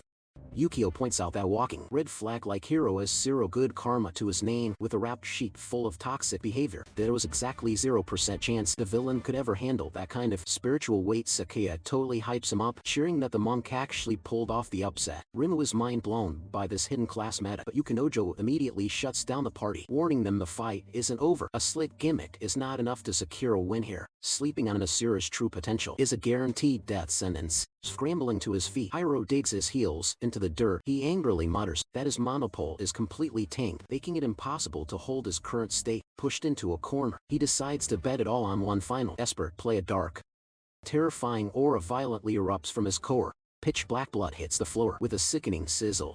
Yukio shouts a warning about the lethal toxicity. Right as a thick, blinding smog swallows the entire arena, the monk instantly creates distance. The heavy rhythmic booming echoes out. Jiro thinks it sounds like war drums, while Sakea nervously hopes he is wrong. Screaming to the heavens, Hiro sacrifices the toxic dragon's blood to General Ares, demanding the god's personal spear. In a flash of corrupted light, the legendary polearm spawns right into his grip. He pledges to swing this thing until his very bones turn to ash. Ramu watches in horror, pointing out that wielding a top-tier holy relic always demands a brutal toll from the user. On top of that, it comes with a massive time limit. Since mortal bodies cannot handle god-tier specs, Yukinojo clenches his fists, realizing the insane skill gap between regular players and these Asura monsters. Ramu pieces the lore together. Hiro literally just sacrificed the pet dragon that Ares originally gifted him. If the Pantheon catches onto this massive disrespect, they are going to rage. A win might earn him a pass. But if he catches a loss, the cosmic punishment is going to be absolutely horrific either way. The stats do not lie. A basic player surviving in Asura packing a mythical relic is statistically impossible. Without wasting a second, Hiro blitzes forward. Yukio braces for a close-range clash, but his eyes widen. The massive spear has literally glitched out of existence. Playing it safe, the monk leaps backward to exit the aggro range, but a phantom blade slices right across his cheek. Anyway, smirking, Hiro snaps his fingers and triggers an instant detonation. A massive shockwave rips through the air, completely shredding the monk's gear. Breathing heavy, Yukio admits that if he had not clutch cast a shield, he would be absolute toast. Making things infinitely worse, the weapon is heavily coated in the exact same lethal debuff as the dragon's venom. The game interface violently flashes thanks to the insane acid damage from the blood of Ares. The monk's cloak just got hit with a 50 defense penalty. Going for the kill screen, Hiro dashes in for a fatal sweep that Yukio dodges by a literal hair. But out of nowhere, toxic blood spikes erupt from the Asura's back, tracking the monk like heat-seeking missiles. Yukio's eyes go wide as he realizes this boss can launch projectiles from anywhere. Not just his hands. Capitalizing on the shock, Hiro unleashes an absolutely relentless flurry of god-tier strikes. Let's see you dodge this, Hiro snarls. Wicked blades forged from pure Ares blood erupt from his knuckles. Yukio's heart sinks. This guy is untouchable. His movements are practically a blur. Every single hit Yukio absorbs shreds his gear to ribbons, and his karmic aura cushions the blows a bit. But the raw power is still insane. If those strikes weren't nerfed, he'd already be a goner. Realizing he desperately needs breathing room, he swiftly sidesteps a lethal punch, throwing a desperate palm strike right at Hiro to force him back. They lock eyes. The monk's lips start moving, dropping a heavy Buddhist mantra, while weaving a glowing seal over his open hand. Hiro scoffs, mocking him for hitting his absolute limit so fast, warning him not to fool himself into thinking running away would actually save his skin. Ignoring the trash talk, the monk unleashes his silent Dharma chant. Out of nowhere, Masa's energy materializes right over Hiro's head, violently slamming him down onto his knees, into the dirt. This sacred enchantment is designed to completely purify and obliterate any dark interference, instantly draining the toxic effects of the poisonous dragon's blood. Gritting his teeth, Hiro pieces it together. The monk was plotting to lock down his movements with a hex and sneak in for a close combat strike. Bursting with dark energy, Hiro blasts his crimson blood outward, calling the strategy straight up pathetic. Sensing the danger, Sakea instantly flares her aura, screaming at choosing to watch his back. The monk barely ducks in time, the razor-sharp attack slicing right through his straw hat. He sweats, realizing he was inches away from death. But suddenly, the glowing goddess manifests right in Sakea's face, coldly declaring that rule breakers get heavily penalized. Without warning, brutal flames engulf the man, leaving him screaming in pure agony. Yue hysterically shrieks her husband's name, rushing over to spam her healing magic. Watching closely, Sakea notices the fire has finally fizzled out, but it brutally wiped out 15 of his entire life force. Hiro smirks, claiming the guy would be a total corpse right now if his team hadn't totally meddled, though he admits the system's penalty handled the job perfectly. Taking mental notes, the monk realizes throwing hands up close is basically suicide. But Hiro zoning him out with those long-range blood arrows makes it 10 times worse. Checking his tank, Yukio calculates he's only got around 3 minutes of stamina left, leaving him 0 options but to risk it all right now. Fed up, Hiro barks at him to stop stalling, unleashing a devastating offensive and straight up claiming an early W. As the monk intensely funnels pure karmic energy through his veins, whispering that all dharmas must unite, he mentally cycles through the sacred Arakan's range, from the celestial sight to the wisdom gaze, peeking at the Dharma and Buddha visions. Realizing this is his only shot, he violently cracks open his Dharma eye. His pupil morphs instantly into a radiant, spinning Buddhist crest, A lethal blood spear rockets toward his face at Mach speed, but thanks to his newly activated vision, his own reaction time gets a massive buff. Still, he knows this overpowered state burns out crazy fast, so he desperately scans for a weak spot. He spots the glitch. That massive spear doesn't actually pack the heavy divine juice he thought it did. The real trap, that sneaky blood projectile from earlier, is silently creeping up right behind him. Yukio smirks, finally cracking the villain's cheat code. He literally catches the front spear barehanded while casually blocking the backstab arrows with a solid wall of divine armor. Utterly stunned, Hiro can't fathom how his perfect combo got read like a children's book. The monk dryly asks if this weak toothpick was supposed to be the almighty blood spear before effortlessly crushing the weapon into mirror glowing dust. Hiro loses his mind, screaming that it's physically impossible. Meanwhile, Yukinojo is left jaw-dropped, wondering how anyone could block microscopic, razor-thin blood threads. Remo points out the obvious. That glowing eye basically gives him straight-up wall ecstasy. The invisible hype floods the squad as Sakuya cheers, hyping up the fact that they might actually pull off this underdog win. But the monk already had a genius counterplay cooking for Ares' suffocating aura. Yukio calmly explains that marinating in that much toxic villainous energy is obviously gonna completely rot a person's brain. With dark twisted thoughts, he's about to hit the factory reset button on all of it, leaving another complex hand seal. Triggered by the disrespect, Hiro furiously snaps back, demanding to know why predicting a few moves matters at all. After all, his broken passive ability lets him puppeteer anyone who even gets a drop of his divine blood on them. Observing closely, Ramu drops some lower, noting that the godly energy pulsing through his veins is totally unbalanced. Plus, since the liquid is so incredibly thin, it bypasses standard armor like a hot knife through butter. She nervously wonders how the monk plans to survive this guaranteed death trap. Hiro flashes a maniacal grin, daring the monk to try his best, since he's totally cornered. With a flick of his wrist, he spawns a terrifying swarm of crimson projectiles and launches the devastating barrage straight at his target. On face, Yukio just flares up his Dharma vision to max power. Instantly, Hiro's legs give out, crashing hard into the dirt. Violent spasms take over as mind-bending agony shreds through his nervous system. Gasping for air, he curses, begging to know what kind of cheat code this monk just activated, while Yuki effortlessly deflects the rain of deadly needles, using a massive glowing barrier. Without skipping a beat, the monk launches into an insanely complex ancient chant about the infinite cycle of samsara. Spotting the danger, Ramu frantically screams at Hiro to watch out for that cursed eye. Seeing the raw divine magic swirling violently inside it, it completely renders every single attack useless. Catching on to her obvious shot calling, Gyro aggressively barks out, accusing her of blatantly backseat gaming and illegally interfering with the one-on-one duel. Floating above, Athena shoots him a deeply annoyed side eye, officially declaring that outburst as her absolute final warning. Outreach, Gyro screams about the double standards. This guy got instantly nuked. So why does the opponent only get a slap on the wrist? Sakuya quickly tells him to shut his mouth and stay focused. They need to keep their eyes glued to the master class on how Yukio is about to secure this epic dub. Channeling every ounce of his kai, the monk condenses absolute power into his glowing palms to lock in the seal. Too arrogant to accept backup, Hiro furiously rejects the sideline coaching. A terrifying realization completely freezes him. He looks closely at the glowing aura and instantly recognizes the forbidden incantation. It's the ultimate sutra of the wrathful deity Fudo-Mayo. Furious and practically foaming at the mouth, he screams insults at the monk for pulling such a dirty trick. Unbothered, Yukio just keeps dropping the heavy spiritual bars, completely ignoring the tantrum. He casually thinks to himself how this epic spell is basically day one tutorial stuff at the temple. But make no mistake, it wasn't a weak move. Quite the reverse, actually. Becoming a living vessel for the raging fire god literally skyrockets his damage output. There's just one massive catch to this overpowered buff. It forces him to stand totally still and chant for over 30 agonizing seconds without losing focus even for a microsecond. Pulling this off mid-fight is basically the ultimate flex, delivering maximum humiliation. Rather than just letting his opponent chant, Hiro literally slices his own arms open, morphing his fresh wounds into a barrage of crimson projectiles. Pools of crimson splatter the floor and actually start crawling around. Ramu watches, totally convinced he has lost his mind, but Hiro knows exactly what he is doing. Shatter the seal. And he completely shuts down that annoying chant. He snaps, screaming at the bald guy to burn in hell on repeat.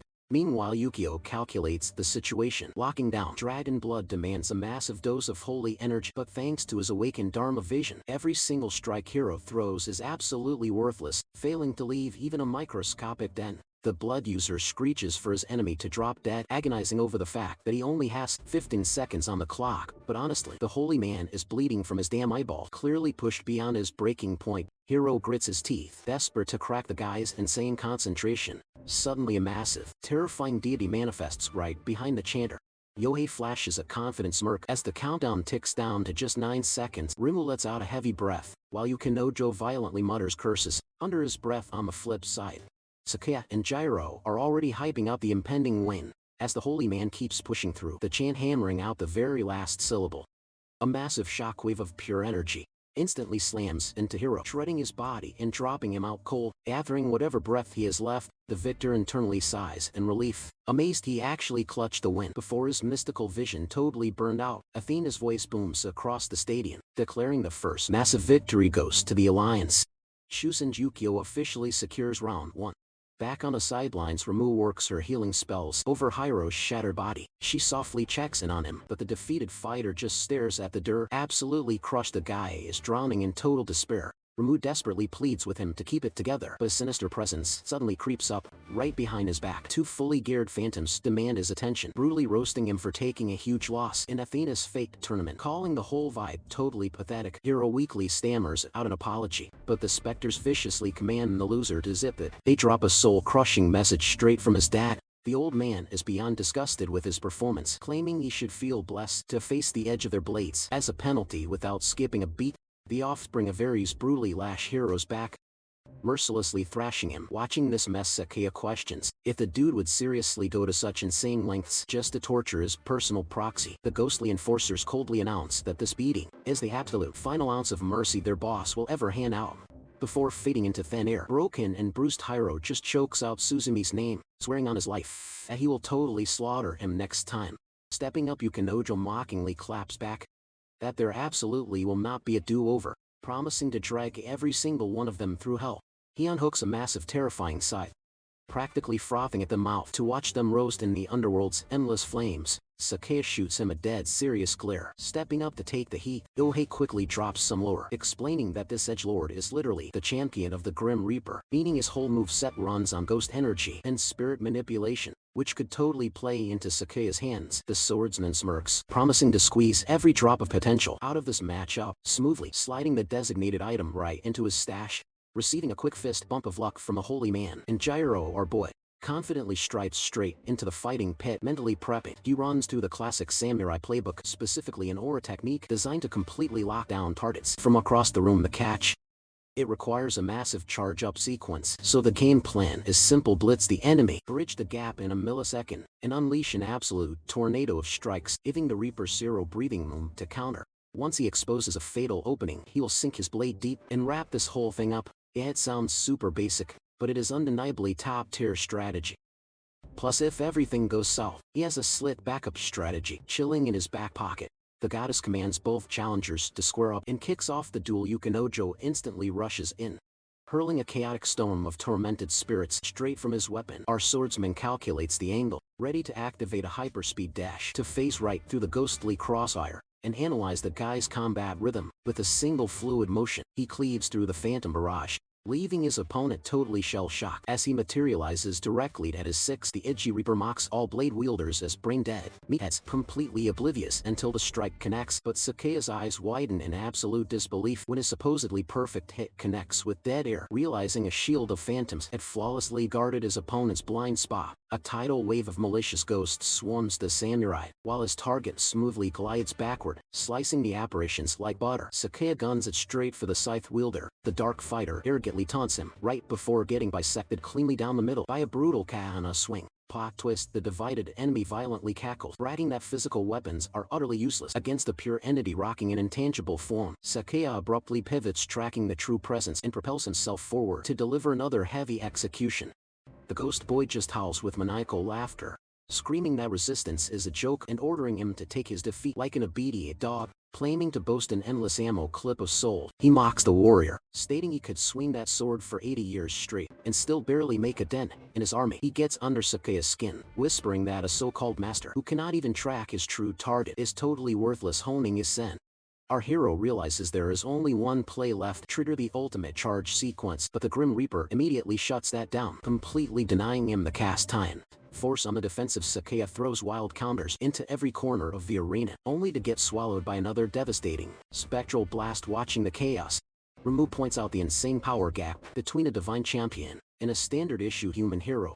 Barely mumbles that the guy just got a lucky break, prompting the magic caster to fiercely remind him that a regular blade user stepping up as a faction boss is statistically unheard of. Shifting her gaze, she zeroes in on Yohei standing right at the front lines, catching a wildly different vibe from him. It blows her mind that, despite her partner catching a massive beating, she stays absolutely stone cold. It practically screams that they're sitting on a game-changing secret weapon back in the pit.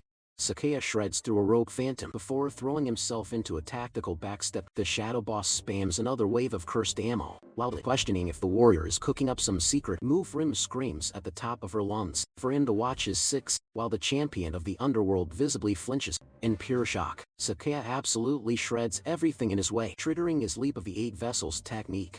Yukinojo is left completely clueless, wondering what just hit him. Back when the 6th shelter first dropped, the military and top-tier players teamed up on a massive manhunt for monster breeding grounds. That's when they stumbled upon an abandoned mine right outside the safe zone, swarming with beasts, birthing the world's very first dungeon. Initially it felt like a total cakewalk, since only low-level trash mobs were crawling out, but the second they actually stepped inside that cavern, the game changed completely. The monster types, the sheer swarm of them, and their power scaling were off the charts. The cave had mutated into its own twisted ecosystem, and lurking at the absolute bottom, a massive level 80 arachnid boss. Back in that era, humanity stood literally zero chance against a raid boss like that. To buy time for everyone's escape, Sakaya Mukashima stepped up as the ultimate decoy, dragging the monster's aggro deep into the darkness. Nobody actually knows what went down in the shadows, but the crazy part, exactly 3 days later, blood-curdling screeches echoed from the abyss as the spider shrieked in absolute agony. Right on cue, the entire dungeon structure started caving in on itself. Strolling out through the collapsing boulders without a single scratch was Sakaya. The cheat code skill that saved his life back then. You guessed it, the Leap of the Eight Vessels. It's an insanely broken technique that lets the user chain together 8 back-to-back dashes with every single jump. His velocity multiplies exponentially. Sakaya calculates that he burned 3 charges just to dodge that previous strike. Now triggering his 4th dash, he explodes off the pavement, rocketing straight for Yukinojo's throat. The S-rank Hades proxy is totally baffled by this insane speed buff. Sakaya's blade instantly atomizes a wandering soul, and guessing his enemy's trajectory, he fires off Leap No. 5. The katana closes in at Mach speed, but just slices through another Deku Phantom. Instantly tracking him, Sakaya spots his target airborne, triggering Jump 6 to deliver a vicious aerial strike. Yukinojo crashes back down to the dirt, but Sakaya is right on his heels, burning Dash No. 7, slamming his blade into the earth with bone-crushing force. Sakaya realizes that by channeling the raw, inherited willpower of the ancient hero, he has totally wiped out the ghost army around them. His win condition is simple now: just keep swinging. He lunges forward for another round. Metal screams as his katana deadlocks against the demonic scythe. Sakaya smirks, realizing Yukinojo's summoning speed can't even dream of matching his movement. And if he just forces a brutal close-quarters brawl, right here the legendary hero's inherited will is basically a guaranteed victory ticket. Watching from the sidelines, Ramu points out that this absolutely explains how he's dominated the Guildmaster throne for years. He might not have an official S-rank badge, but that ridiculous damage output says otherwise. Now there are tons of wild theories about how the towers actually spawn, but the internet's favorite theory claims these structures are literally human history and ancient myths physically manifesting in reality. History and myth are tangled up so tight you can't rip them apart, and if mythology gets wrapped by omnipotent gods, then human history gets wrapped by the legendary heroes. But here's the kicker: grabbing a hero's willpower and getting drafted by a literal god are 2 entirely different games. Scoring a god's blessing just requires you to slaughter the competition, but grabbing a hero's legacy, that strictly requires insane RNG. And Sakaya's luck stat is definitely maxed out. Yukinojo scoffs openly, mocking Sakaya for thinking a melee brawl was an instant win button. Dropping the cold hard truth, some mid-tier sword isn't putting a dent in the literal scythe of Hades. Sakaya admits the Deathbringer weapon looks intimidating as hell, but he still holds the upper hand in attack, range, and mobility plus. Since that oversized farming tool is a divine tier artifact, a fragile human body can't actually span its max power without glitching out if Yukinojo just swings wildly. Ignoring his spatial limits, he's basically handing out free openings. Sakea squares up his stance, roasting the kid by saying, Hades totally forgot to drop a tutorial on how to use that thing you cannot, screams absolute cap, only to immediately get violently impaled, straight through the chest. Sakea casually mentions, he totally expected a teleport dodge, but too bad for him that was jump no. 8. Gyro hypes up from the back, screaming that it's good game. But Yui shuts that down and instantly the boss music hasn't stopped yet. Yukinojo suddenly erupts into maniacal laughter, taunting Sakea's smug I just one expression. It practically cracks him up. Sakea's brain blue screens for a second. Wait, does this guy's hack ability seriously not have a cooldown timer? Yukinojo smirks, dropping a bomb. Whoever said I was limited to just swapping with ghost bodies? Suddenly Sakea grips his own chest. A blinding surge of pain hits Sakea's heart.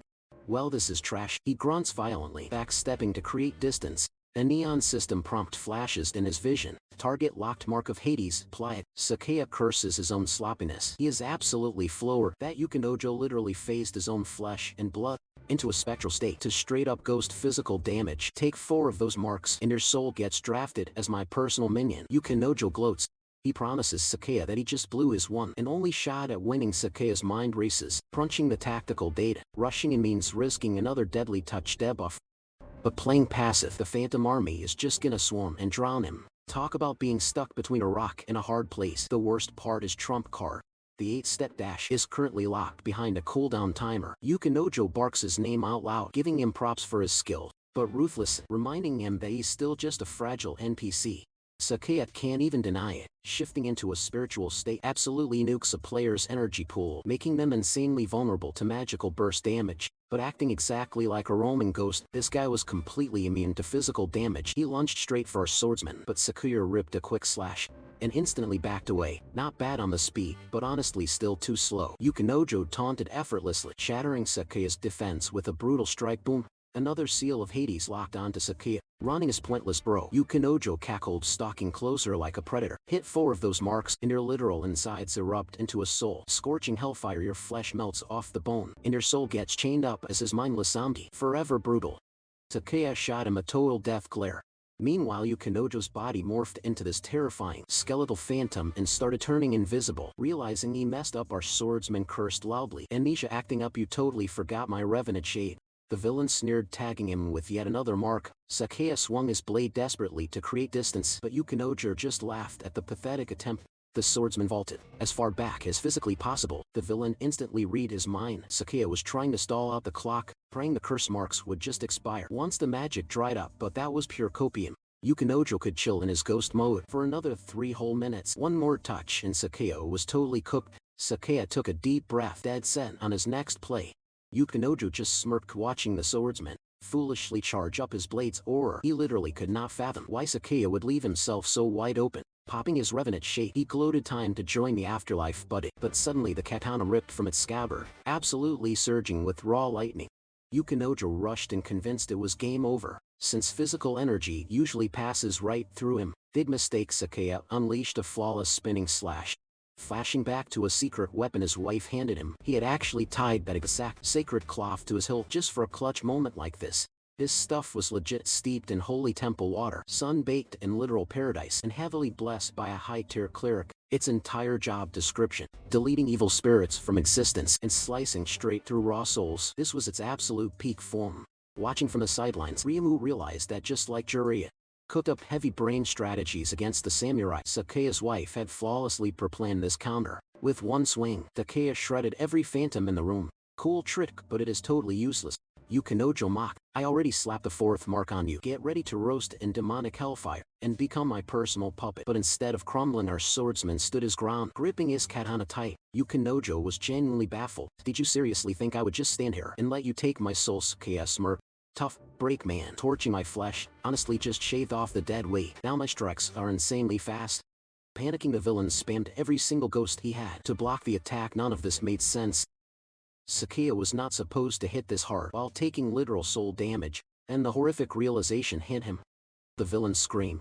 Sakea was perfectly timing the massive cooldown gap for his ultimate leap of the 8 vessels. Way too late to figure that out. Sakea roared violently, treading through every obstacle like paper. He blitzed forward, pure at a whole wave of spirits, and practically teleported behind Yukinojo. The panicked Asura tried to phase out into his phantom state, but Sakea interrupted. Before you even try stealing my soul, he launched himself, dicing up a fresh batch of phantoms. I am ending your life right here. Blinking right onto his blind spot, the swordsman cleanly cleaved Yukinojo completely in half. A single slash like that will not put me down. The villain choked out. Sakea just glare. If one cut did not do the job, then I will just keep hacking until you drop, he screamed, unleashing an absolute tornado of strikes. Beaten to a pulp, Yukinojo finally blacked out. The swordsman clicked his katana back into its sheath. That is a wrap. Meanwhile, outside the arena, that guy was literally frying some random dude with high voltage, having completely wiped the floor with his opponents. He muttered what an embarrassment to the Asura name. He then signaled for Sora to hurry up, complaining that this whole event was getting massively boring. Back inside the ring, the crowd was going absolutely wild for Sakea. Gyro was hyping him up like crazy, but the monk's face dropped. No, this is terrible. The villain's dark horror was suddenly spiking to toxic levels. It was infinitely worse than anything he flexed before. I am not done, I just need one more shot. Yukinojo muttered brokenly, repeating himself over and over, channeling his remaining cursed energy. Gigantic bone hands violently ripped open a rift in midair. Man, my older brother is putting on a seriously pathetic show. Sakea braced his blade, totally freaked out by whatever was coming next. Yukinojo started sobbing for another chance, but the voice from the rift coldly snapped. You cannot carry a fight with just flashy gimmicks. At the end of the day, raw power is all that matters, but whatever, I can fix this. Without hesitation, the new entity instantly nuked Yukinojo into dust, casually declaring, both you and the enemy are getting deleted today. Sakea stood frozen, wondering if this absolute menace was the real, final boss version of the Hades Asura. The entire crowd outside was losing their minds over this grotesque nightmare. Bake glanced over his shoulder, smirking. Okay, now we are actually getting somewhere. The massive creature stomped toward the swordsman. The absolute first thing I did after ascending to an Asura was zero out my own older brother. Since then the body count is literally uncountable. Not that it matters once they flatline. They just become my personal loot drops, and you are about to join my collection. The monster growled, shotgunning a barrage of cursed spirits straight at Sakea. Boom. The Hades seal ticked right back to 1. Sakea was shook, realizing the curse stack never actually reset. Worse, his signature leap of the 8 vessels was still hard, locked on cooldown. Was this really how he gets a game over? Pairing the endless wave of cools, Sakea honestly felt a weird sense of nostalgia washing over him. In this unwinnable fight, total deja vu hitting him right now. Absolute zero damage. That armored paladin straight up bolted from the massive arachnid. Screaming for backup, a giant spiked leg swiped at Sakea. Missing by inches, he gritted his teeth. Retreating wasn't an option. Nobody dies today, I'm holding the line. He roared. The beast slammed its massive bulk right in front of the fleeing squad. Hold up, Sakea yelled, panic spiking as he realized he was miles out of position. He desperately needed to pull the monster's aggro. Only one huge issue. This thing's armor was basically tanked metal. Every strike just bounced right off. Scanning for any kind of weak spot, his eyes locked onto a strange blade jutting out of the beast. With zero hesitation, he chucked his own katana straight at it. Bullseye. The steel clanged hard against the embedded scabbard on the creature's skull. The monster shrieked in agony, and Sakea pumped his fist. The abomination snarled, yeah, look at me, ugly. The swordsman taunted, baiting the nightmare directly toward him. All 8 legs blurred into a frenzy. It launched, aiming a lethal strike right at his spine. Sakea dove across the dirt path, hitting the ground hard but springing back to his feet in a flash. Pure unadulterated fury burned in the beast's many eyes as it cornered its prey. Breathing heavily, Sakea realized he was entirely out of gas. No regrets. Going down swinging meant those villagers got out alive. Still, a bitter thought crept in. If only he had just a fraction more power, he could have changed everything. Suddenly a commanding voice pierced the chaos, ordering him to stand his ground. A massive winged warrior snatched him midair. I've got you, the mysterious savior declared. Staring death right in the face, Sakaya realized he was looking at an absolute myth. Walking among mortals, this was the ultimate grandmaster who trained the elite warlords, the legendary Karasu Tengu. The truth slammed into him. Portals didn't just spit out nightmarish monsters, they dropped literal mythical icons into their world. How? The winged god whisked him away into a hidden cavern. Catching his breath, Sakaya dropped a massive thank you before asking who exactly he was dealing with. The ancient spirit didn't waste any time. Dropping his lure, turns out a fallen general had one final request before crossing over. Now, Karasu was hunting down a worthy soul to carry on that warrior's legacy. The vessel for that legacy, a mythical god tier katana known as the Kumajiri, and that giant 8-legged freak outside. It was a chaotic yakai, accidentally revived by the sword's raw power. Blinded by pure rage, the beast had ambushed Karasu.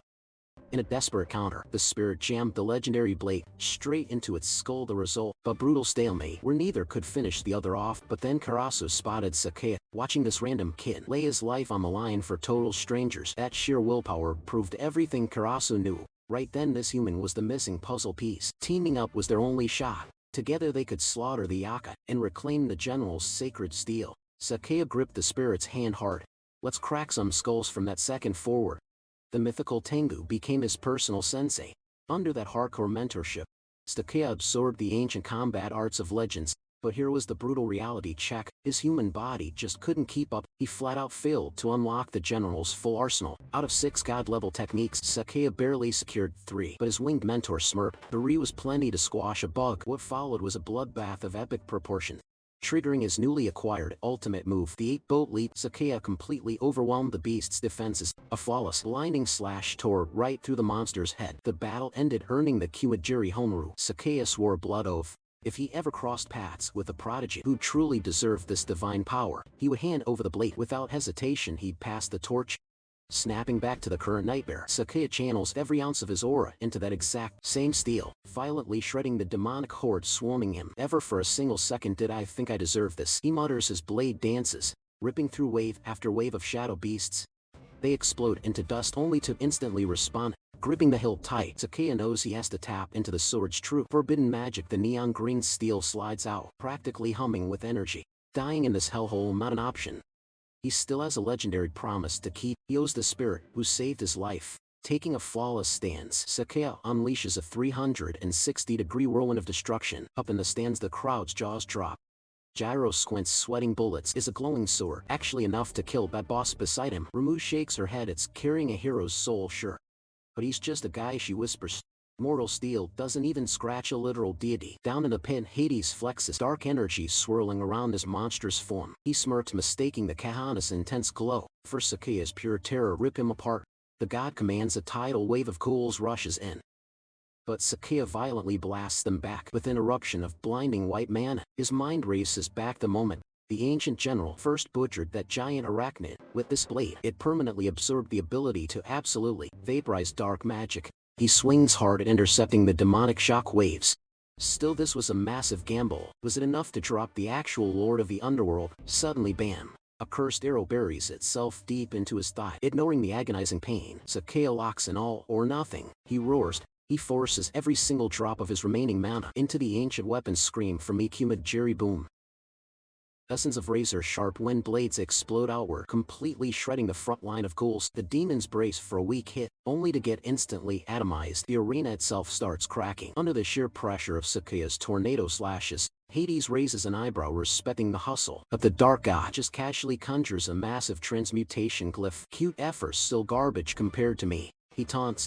Sakea goes all in with a devastating uppercut swing, crashing his raging tempest straight into the glowing shield. You seriously think a mortal toy can make a god bleed? Hades bellows as the arena shakes. He's about to vaporize every last ounce of hope. A razor-sharp gale tears toward the mystic rune, while Hades narrows his glowing eyes, totally clueless about the high-pitched ringing filling the air. Rimu slaps his hands over his ears, and the rest of the crew instantly follows suit.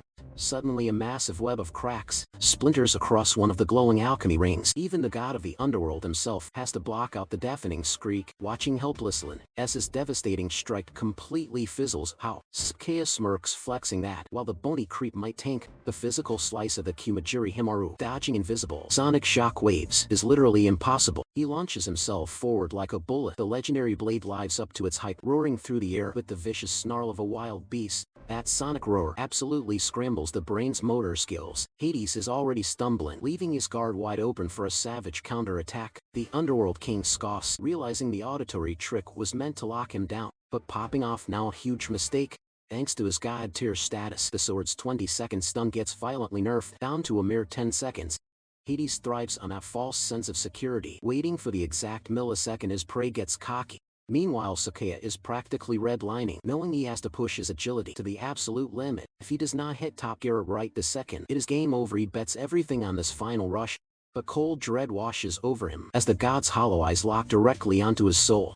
The paralysis is already snapping, pushing through pure panic. Sakea sprints headfirst into the danger zone, mentally cursing his luck while Gyro screams out, praying the guy actually survives this reckless dive. Not on my watch, the deity growls, casually swatting away the incoming lethal wind. Takea freezes in absolute horror. He is a fraction of a second too late. Hades coldly announces his execution. Invisible strings wrap around Takea, violently hijacking his own body. Crushed inside a colossal demonic grip, he can do nothing but listen to the monstrous, echoing laughter bouncing off the walls. The deity mocks him, branding the samurai as nothing more than a brand new toy for his collection.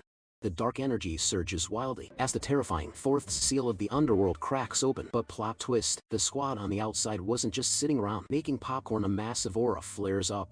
Ezio refuses to let his comrade get dusted. Without a fight, out of nowhere, Athena manifests right in their faces, projecting pure boss-level authority and laying down the absolute law. Moral scrubs do not crash. A god-tier brawl. Bam! A blinding flash of high-voltage plasma obliterates the tension. Athena spins around, totally baffled, while Ramu catches that familiar electric hum. Vibrating through her bones is some crazy robe, trying to shatter the dome from the outside. Impossible.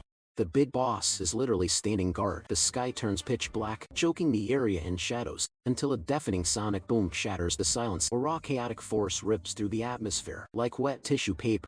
Athena barely has a microsecond to look, completely shook before the overwhelming barrage literally wipes her from existence. Ramu stammers, trying to process if the indestructible dome actually just shattered. And wait, was that the boss's signature lightning? Hero furiously points into the dust cloud, screaming at her to focus. Through the smoke, Sora is going absolutely feral, channeling pure voltage into the crackling wall, praying the clock has not run out.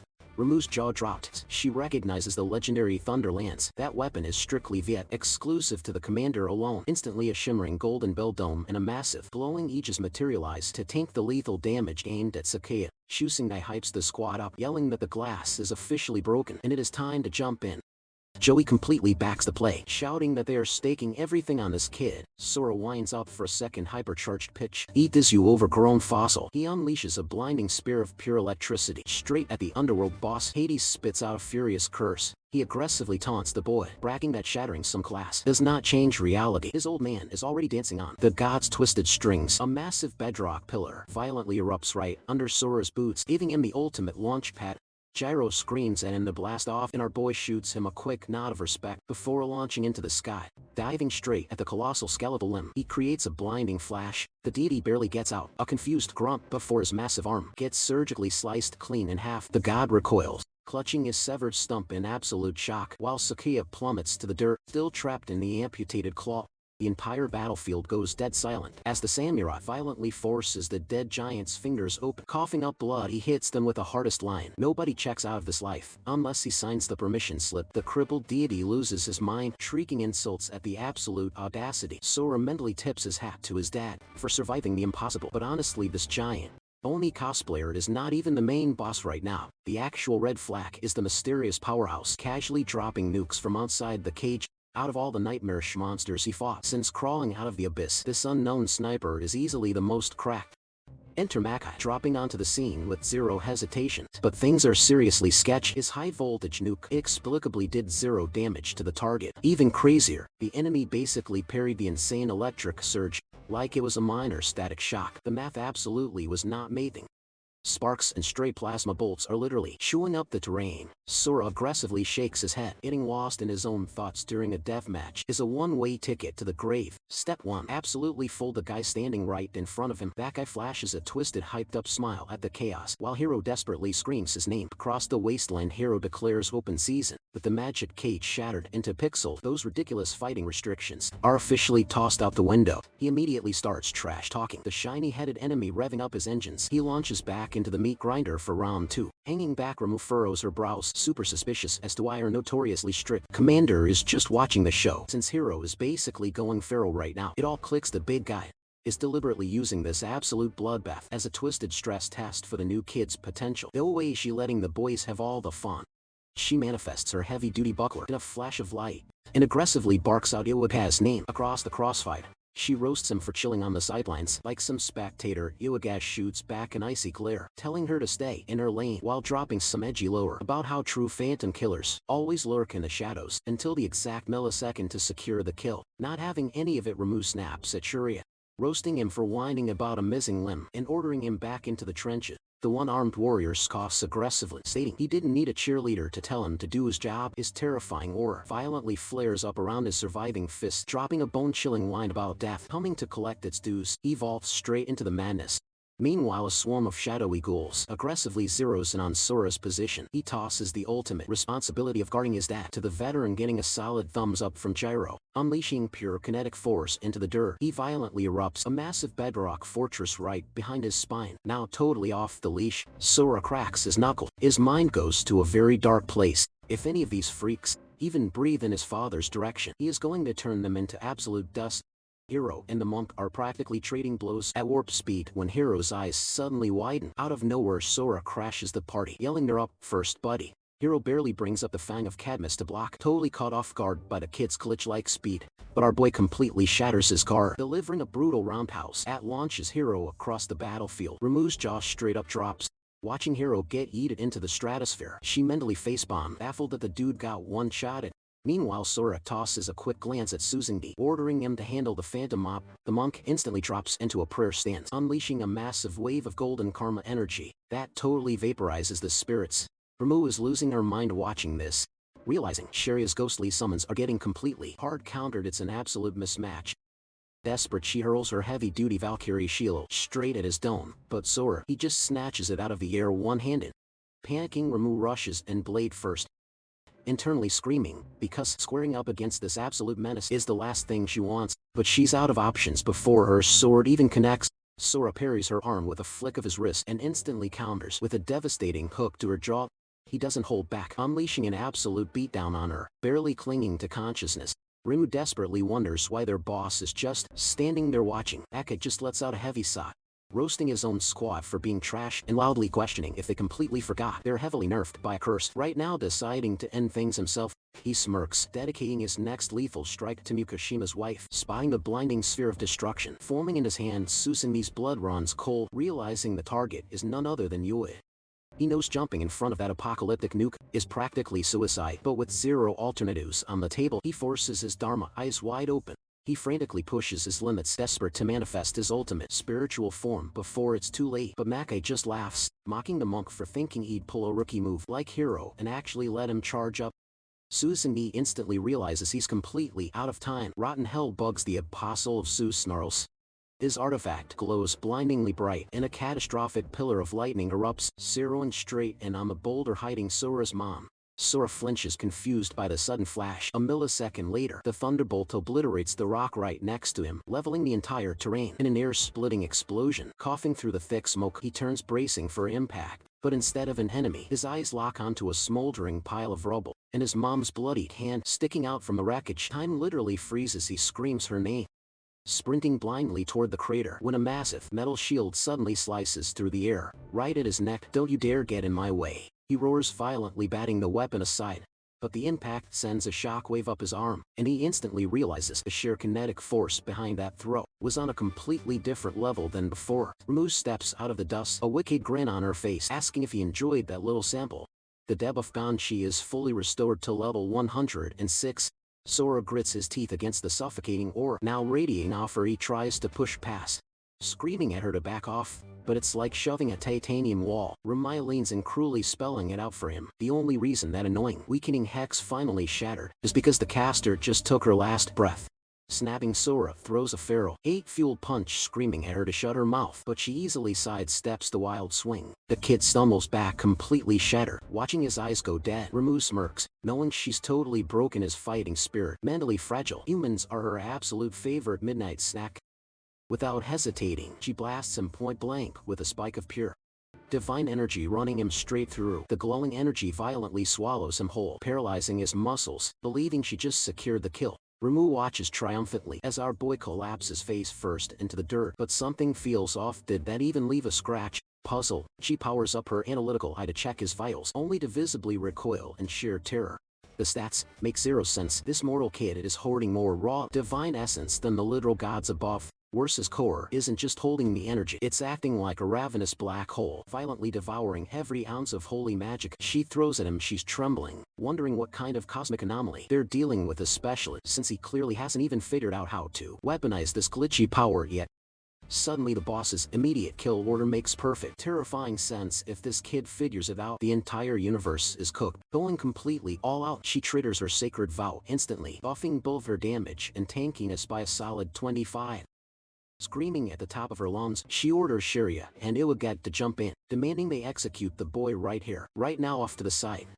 A grinning Hades flexes his newly unsealed magic, instantly materializing his lethal spear. For the final strike, Iwagat grips his blades, sweating bullets as he realizes the clock is ticking. They have to assassinate this anomaly before he undergoes his awakening, because if he ever taps into that endless monopole, he'll straight up bench press the Pantheon. Ramu charges her ultimate, absolutely certain this is the finale. Meanwhile, Sora is on his knees, weeping uncontrollably, as he clutches his mother's limp hand. But wait, a faint shift in the rubble completely changes the game. Her fingers twitch, she's barely hanging on, but she's actually still breathing. Sensing the distraction, the assassins launch a synchronized barrage to pin him down. Yui weakly reaches up, brushing her fingers against her son's cheek before her arm drops like a stone. Panic instantly rips through the apostles as their binding spells completely shatter on impact. Ignoring the attacks like they're mere nuts, Sora violently tears through the solid rock, with his bare bleeding hands, sobbing hysterically. With every chunk of debris he throws, his mind is totally breaking, refusing to process the nightmare unfolding in front of him.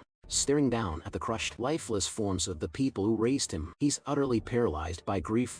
With her absolute final ounce of strength, his mom cups his tear-stained face, whispering for him to stop digging. Choking on his tears, he screams that he refuses to let them go. Flashing a tragic broken smile, she begs him to leave them behind and run. She tells him his childhood ends today, and he has to forge his own destiny from now on, promising that their spirits will forever have his back.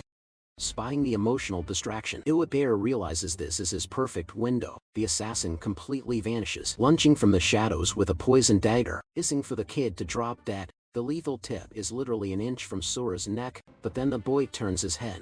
A suffocating demonic aura explodes from his body, and in 0.1 seconds, he teleports directly into Iwaga's personal space. A catastrophic punch connects, launching the rogue across the wasteland like a ragdoll midair. Iwaga stares at his hand in absolute horror, realizing his god-tier magical blade was completely pulverized. Terrified out of his mind, the assassin burns all his stamina to sprint behind Ramu for cover. Ramu is practically hyperventilating, screaming that it's impossible for a human to snap a heavenly relic with just his bare knuckles. Realizing their entire squad is completely outmatched, she raises her shield in a panic, but the metal instantly starts buckling. Sora is on her, raining down an absolute merciless storm of pure rage. Every single ruthless back-to-back strike violently pulverizes her barrier, leaving Ramu absolutely frozen and pure, unadulterated panic-locking eyes with Ramu. Our main guy drops the absolute coldest warning. He is about to literally rip every single one of them. It clicks, he's literally soaking up their divine energy. Leveling up in real time without hesitation, our guy launches her across the battlefield. She shrieks at the crew to cut off their magic, but Sora is already blurring toward her. It's too late, his speed is absolutely cracked, dodging isn't an option.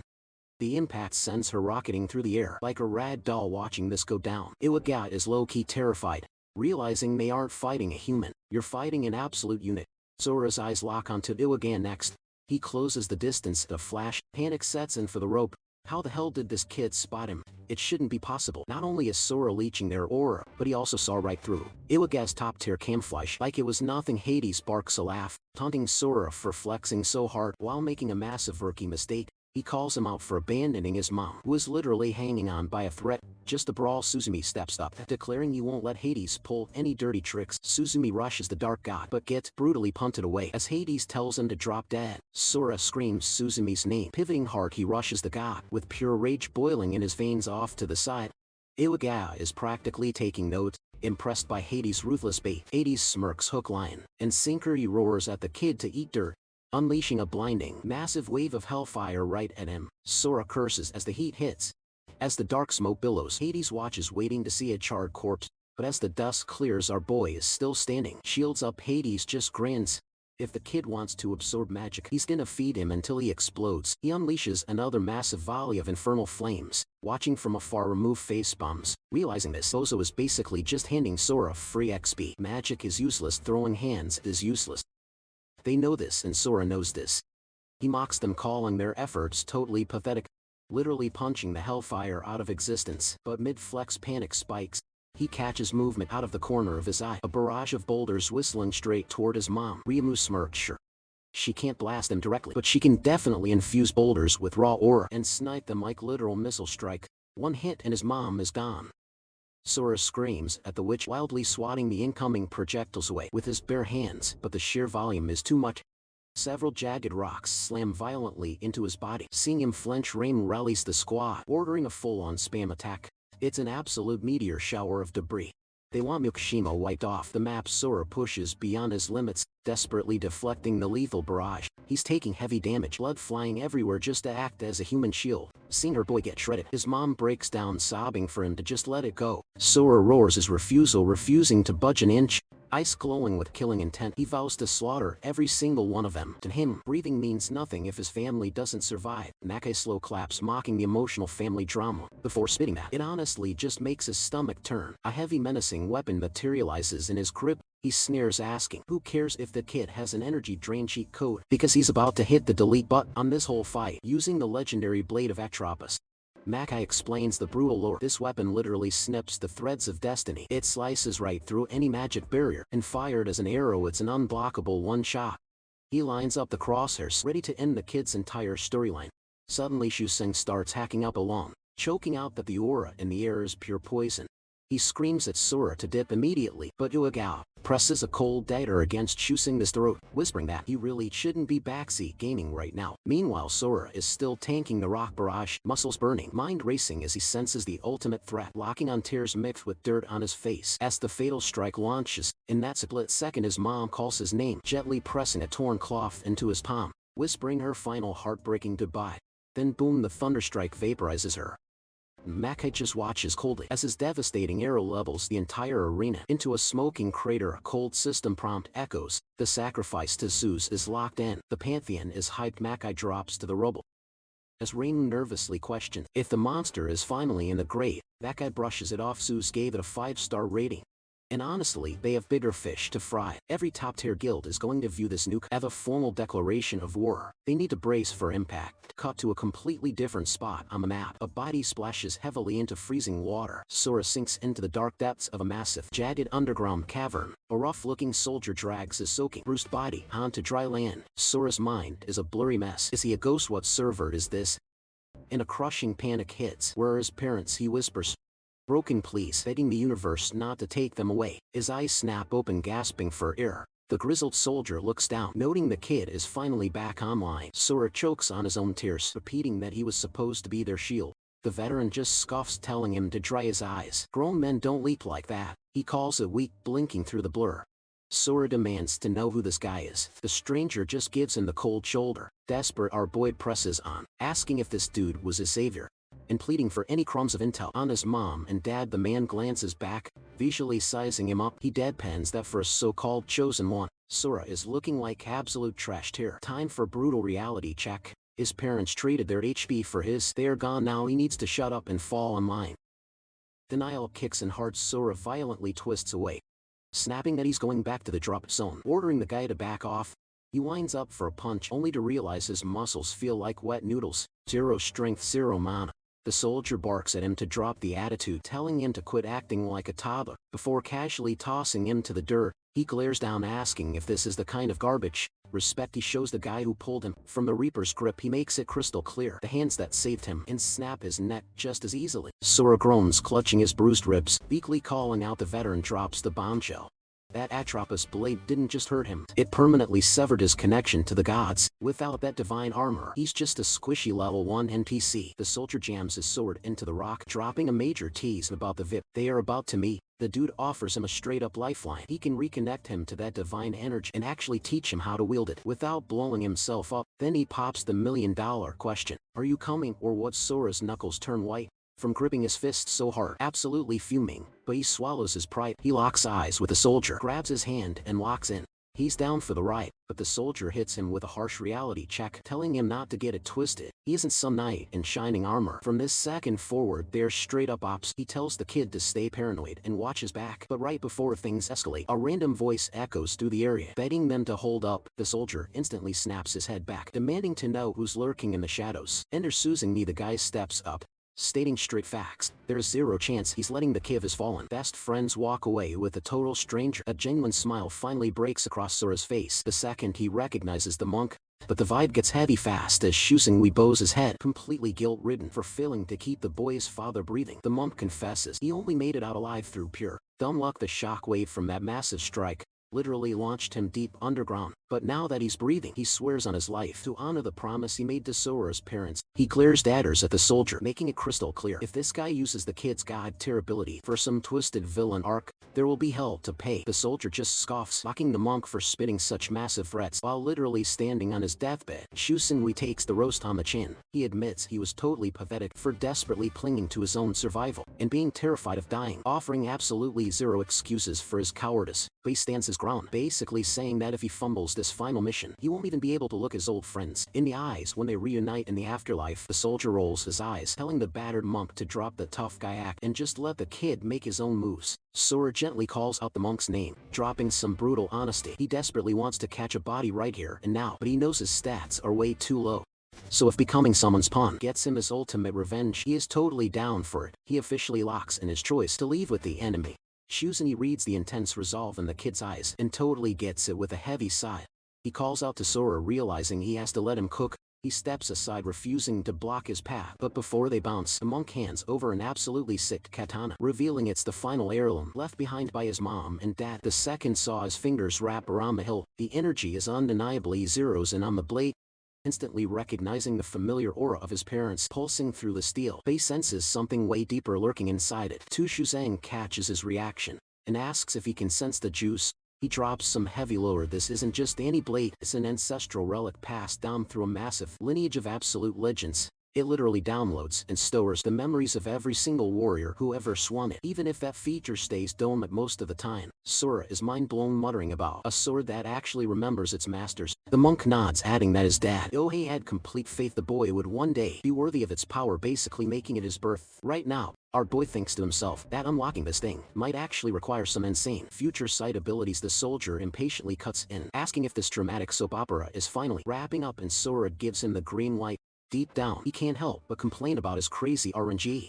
It seriously feels like he's just pinballing from one massive, chaotic disaster straight into another. Like bro just barely pulled off a great escape, managed to reunite with his folks, and now he's instantly getting dragged off to some unknown location again. He's questioning his entire trajectory right now, totally clueless about what kind of insane boss fight is waiting at the finish line. The trio then starts trekking deeper into the pitch-black cavern. Shusengwi is completely shook, marveling at how a subterranean space this ridiculously huge even exists. Meanwhile, the soldier is just incredibly annoyed, demanding to know why the hell the boomer monk is still third-wheeling them. The monk claps back smoothly, claiming he's just tagging along to play bodyguard for his fallen friend's kid. That response instantly triggers the soldier's temper. The guy snaps, pointing out the obvious. They could literally wipe the floor with him right now if they felt like it, so playing the protector role is a complete joke. But Shusengwi shakes his head, saying he's missing the point. Confused and ticked off, the soldier demands to know what kind of delusional protection he's talking about. Shusengwi stares him down and deadpans that he's fully ready to use himself as a meat shield. He rants about how Yohei used to constantly preach about trusting the process and following the master plan for a guaranteed win. But looking around at this absolute bloodbath,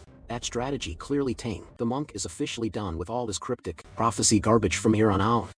The only thing he's betting his chips on is his own raw willpower to stay breathing. Sora shoots him a nervous side eye, clearly stressed about the vibes. The soldier just shrugs it off, basically telling the monk he can tag along. But the second they step into the god's arena, he better stay completely sidelined. Our boy zones out, staring into the abyss, letting his mind wander. Suddenly, his mother's final words hit him like a truck, her insisting that as long as he made it out alive, they caught the ultimate W. It hits him that maybe this chaotic survival road was exactly the endgame his mom was praying for. Meanwhile, Shusengwi changes the subject, bringing up the supposed deity locked away in the underground setup. He calls out the soldier, questioning if this entity actually packs legitimate bad-tier stats or if it's just pure hype and cap. The soldier scoffs, visibly offended by the disrespect. He snaps back that the monk is about to find out the hard way, promising that the absolute millisecond he lays eyes on this being, every single doubt will be completely vaporized. Suddenly, Sora's danger sense goes totally crazy. A massive pressure drops on the room, making him sweat and wonder what kind of insane cosmic boss this guy is actually hyping out. The soldier steps right up to the threshold, declaring with dead seriousness that they are about to stand before a name that you absolutely do not mess around with. Cutting the chit-chat, he announces they finally hit the destination. Sora's jaw drops at the massive scale of the boss room. Without missing a beat, the soldier raises a hand, intensely focusing his mana. He dramatically announces that he's using the raw flames in his palm as an offering to summon the deity. Instantly, crackling waves of pure divine energy start manifesting. Right and Fanera crazy. Glowing sigil of 3 overlapping triangles flashes into existence, triggering the colossal stone doors to grind open. The soldier gestures for Sora to step inside alone, dropping the bombshell that the monk just got denied entry by the VIP list. Choosing he is forced to chill on standby in the hallway. Before the kid steps through, the monk gives him one last serious reality check. Do not underestimate whatever is lurking in that cavern. He warns that the kid's internal mana is basically a walking cheat code, and this shady god will absolutely try to hijack it. Sora gives a tight nod, locking in before the soldier barks at him to hurry up and move. Standing right on the edge of the absolute unknown, the soldier gives him the final push. He tells the boy to step into the darkness because the literal god of deception and flames is ready for his audience. Sora chews on that super sketchy title for a second, but honestly he decides he couldn't care less if the celestial being wants to team up, manipulate him, or treat him like a disposable battery, because at the end of the day our boy plans on being the one holding the controller. With pure ice in his veins, he breaches the room, taking the steps down into the shadows without a single flinch. Suddenly, a massive glowing magic circle boots up right under his sneakers. As the kid snaps his eyes downward, the sheer shockwave of god-level energy violently rips through the cave, hitting Shuzang outside like a localized earthquake. Sora stared straight up at a colossal entity towering over a massive throne. He didn't even break his stride. Asterisk, this guy is an absolute unit times. He thought we're all deities. This towering lord of lies and hellfire. His hunch was dead on. It was Loki, the Norse trickster himself. But something was seriously off. The god's flesh looked completely wrecked, literally decaying right in front of his eyes. Like a walking corpse, Loki's massive eyelids peeled open. Took you long enough, the god rumbled. But a split second later, the deity was completely caught off guard. This kid wasn't shaking, not even a flinch. He was locked in a dead stare, realizing he wasn't dealing with your average mortal. Loki cut straight to the chase, looking for payback for your dead family. Sora didn't skip a beat. That is the whole reason I'm standing here. The trickster explained that his artifact was the only thing keeping his godly juice flowing, and patching up that divine connection was going to cost him big time. Sora doubled down, promising to fix that broken link and play it along with whatever sick game Loki had in mind. It was exactly the answer the god was waiting for. Total silence filled the room. Not good enough for you, Sora pushed. But the deity was actually stunned. Our boy made his demands crystal clear. He didn't just want a taste of divine energy. He craved absolute, overwhelming dominance to literally flatten anyone in his way. Can you actually give me that kind of juice? He challenged. You arrogant little punk. Loki snarled, using invisible gravity to rip Sora through the air toward him. Who gave you the right to run your mouth like that? The massive god snatched him up in one fist. Even while being crushed, Sora smirked.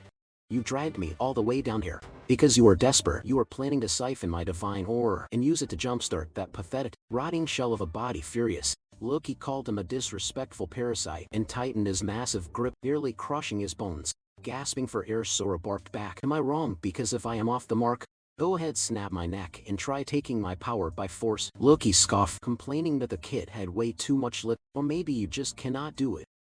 Sora countered. The giant god let out a heavy, exhausted sigh. He completely folded. Sora hit the nail on the head. Even though the boy's energy was strictly Norse, the god was physically incapable of stealing it. Looks like we are on level ground. Then Sora shot back. Asterisk. I knew at times, he thought to himself. That crazy energy he soaked up back in the tower was 100 Norse, and if a heavy hitter like Loki, literally the second in command of the entire Norse pantheon, couldn't forcibly rip it out of a mortal, that meant they had to play this like a business deal. The trickster lowered a single massive finger, muttering that this human had insane audacity. Sora casually dabbed up the giant finger. I am going to take that as a yes. The deity leaned in, his voice dropping low, reminding him how the old legends usually played out. Anyone who disrespected him ended up 6 feet under. Unfazed, Sora clapped back at throwing around cheap threats completely ruined his legendary master manipulator vibe. Loki just groaned. You are an absolute headache, he complained, hacking up a harsh cough. Before getting back to business, look, the clock is ticking for me anyway. I am just gonna give you the short version. Watching him struggle, Sora realized the god wasn't faking it. He was literally running on fumes. A hollow shadow of his former self. Since we are officially teaming up, consider this my peace offering, Loki declared when Sora asked for the game plan.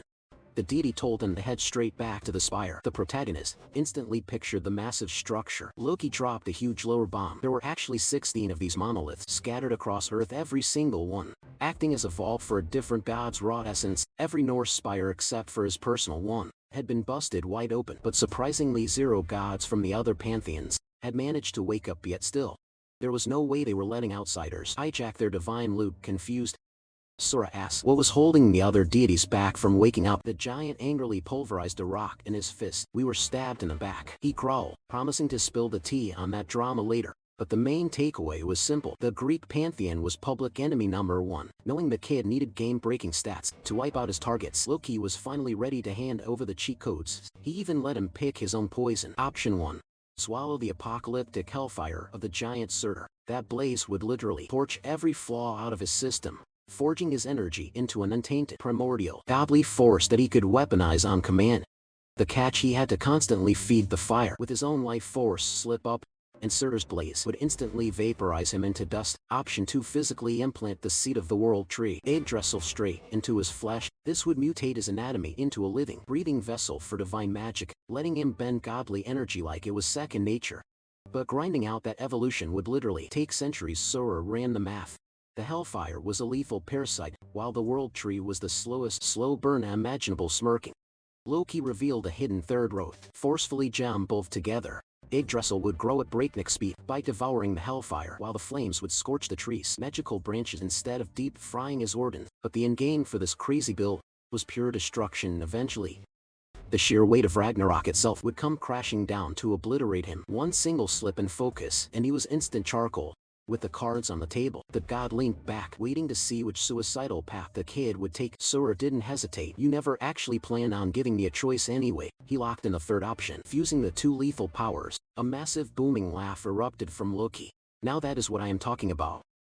Instantly the protagonist felt like his veins were pumped with molten lava. A glowing cursed sigil burned itself onto the back of his hand, while the mythical seed materialized in his palm. Surtur's apocalyptic flame started violently searing his flesh. Watching the show, Loki grinned, noting that these 2 violently opposed forces were finally clashing and binding together. Man, the trickster chuckled. Who would have ever guessed that the entire future of the Norse pantheon would end up resting in the hands of a random kid? Cut to the other side of the city. Hotel suddenly snapped his head up, his instincts screaming, what the hell is that? He muttered, realizing his own mana was being violently siphoned away. He knew he couldn't let a single soul get anywhere near that north spire. Meanwhile, in a totally different sector, a massive guild war was brewing. As Makai charged up a lethal, high-voltage lightning strike, May's jaw practically hit the floor. The guild master boldly declared this as the 17th tower, claiming their squad was destined to completely crush it. Loki just stared down with dead eyes, completely unbothered.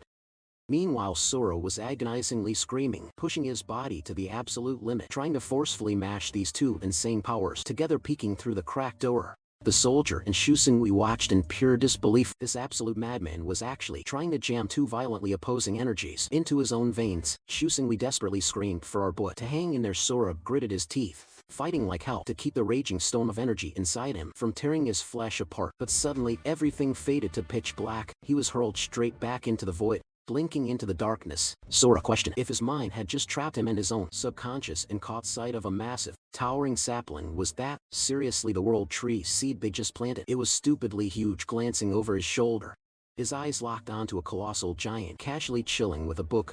The massive dude shifted his gaze, staring dead straight at him. The titan rumbled, claiming that through this wild divine aura, he could peer right into Surtur's tragic backstory. He saw a mind totally wrecked, reduced to a crispy wasteland, completely torched by unyielding rage.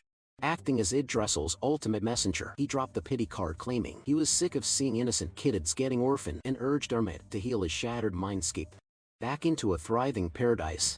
Surtur gave a cold smirk, saying thanks for the pity party, but knew damn well that deal like this had massive strings attached. The giant hit back, framing it as a sweet win-win situation. Make me your ultimate guardian. Surtur squinted, super skeptical, when out of nowhere, a vicious voice warned him to wake up and stop getting played. In a flash of brutal steel, the giant's head gets flawlessly sliced clean off its neck. The wicked axe zipped right back, Like a deadly boomerang, snatched out of the air by a fierce spirit, she immediately exposed the Titan, claiming his only goal was turning Sora into Yggdrasil's personal lapdog. The Grand Master plan: toss the whole freaking planet into a blender to act as miracle grow for the world tree. The headless Titan calmly reaches up to his severed stump, flesh aggressively stitches together. As his head pops right back into place, he immediately fires back, warning that Surt's twisted in-game is infinitely worse, since that psycho literally wants to deep fry the entire universe into nothing but dust. Surt steps up to the plate, challenging the giant's trash talk, and instantly the tension spikes as they lock into a heavy death glare. Surt practically mocks the giant, asking if he's totally blind to the kid's mind, pointing out that aside from a pathetic, rotting stump, Sora's soul is already a scorched, apocalyptic nightmare. The Titan shrugs it off, throwing his hands up. If that's how it is, the ball is entirely in the mortal's court. The ultimate decision rests on his shoulders alone. But before you lock in your answer, you better read the fine print. He slides a glowing parchment over. Sora cautiously grabs it, instantly realizing he's holding the legendary manual of the Asura. To upgrade from a basic human to a literal god-tier entity, you gotta pass 3 insane hurdles. Step 1. Pick a divine sugar daddy guardian to back your play, officially slapping the candidate label on you. Step 2. Take a terrifying dive straight into the abyss and absolutely demolish the rival competitors in a bloody battle royale. Step 3. Survive as the undisputed final boss, snagging your patron god's overpowered weapon and gaining full admin rights over the tower. Now these guardians aren't just for show. They aggressively monitor their chosen ace, throw any disrespect at your deity, and they have full clearance to smite you into oblivion and repo your divine buffs. Instantly rocking that holy weapon lets the chosen champion unleash their god's pure, unadulterated fury in combat. Surt coldly scoffs, calling the giant a gutless coward. Should have been roasted into oblivion centuries ago. Meanwhile, Sora is just standing there, mind blown that 2 legendary titans are having a massive turf war over who gets to sponsor him. Yggdrasil coldly claps back, telling the fiery spirit he's completely out of his league. Our boy just takes a mental step back. 2 absolute cosmic powerhouses throwing hands over him. Any average Joe would have literally flatlined from the sheer pressure in the room. Simultaneously, they snap their attention to him, demanding his final answer. Sora just smirks, telling them they completely misread the room. You guys are flexing like I should be kissing your feet for this little handout. Suddenly a terrifying aura explodes from him. He shifts form, declaring that picking a side is totally irrelevant, since either way he's just wearing their leash. Sora's eyes glow with menace. That's a hard pass, actually. You 2 are gonna be my puppets. I've already hijacked your juice, so drop the god complex right now. Panic sets and Asura aggressively thrashes, trying to rip himself out of Sora's iron grip, but Armic violently drains his essence like a vampire. Without missing a beat, he lunges at Yggdrasil, ruthlessly absorbing its life force too. Wiping his mouth, he drops a cold-blooded flex. Moving forward, these so-called gods are nothing more than late-night snacks. Snapping back to reality, his consciousness hits the physical realm. Loki smugly asks who won the bid, internally laughing since it didn't mean jack. Sora was already playing right into a sinister trap, but Sora simply raises his palm, telling the trickster to use his own eyes. There it was, both divine sigils violently stitched together into one. He drops a sarcastic thanks for the boost and turns his back to walk away. Loki's smugness instantly shatters. Staring at the bizarre tattoo, his brain short circuits. Did this absolute monster actually force merge 2 opposing god tiers into his own flesh? The 17th tower just officially birthed its very first easier contender. A massive system alert dropped. The lethal combo of rebirth and ruin is now fully unlocked for early access. Nakai starts sweating. Should that some random player just blitzed past his progress, May instantly goes on high alert, paranoid that the ferocious Tiger Squad pulled off this insane stunt. Kicking into overdrive, the entire crew sprints forward, shouting that they need to crash that location immediately before it's too late. Yo, what is up, guys? Did this insane chapter absolutely blow your mind, or what? Because I am totally hooked. If you want to catch the next epic breakdown, smash that subscribe button and drop a massive like. Catch you absolute legends in the next recap video. Peace out.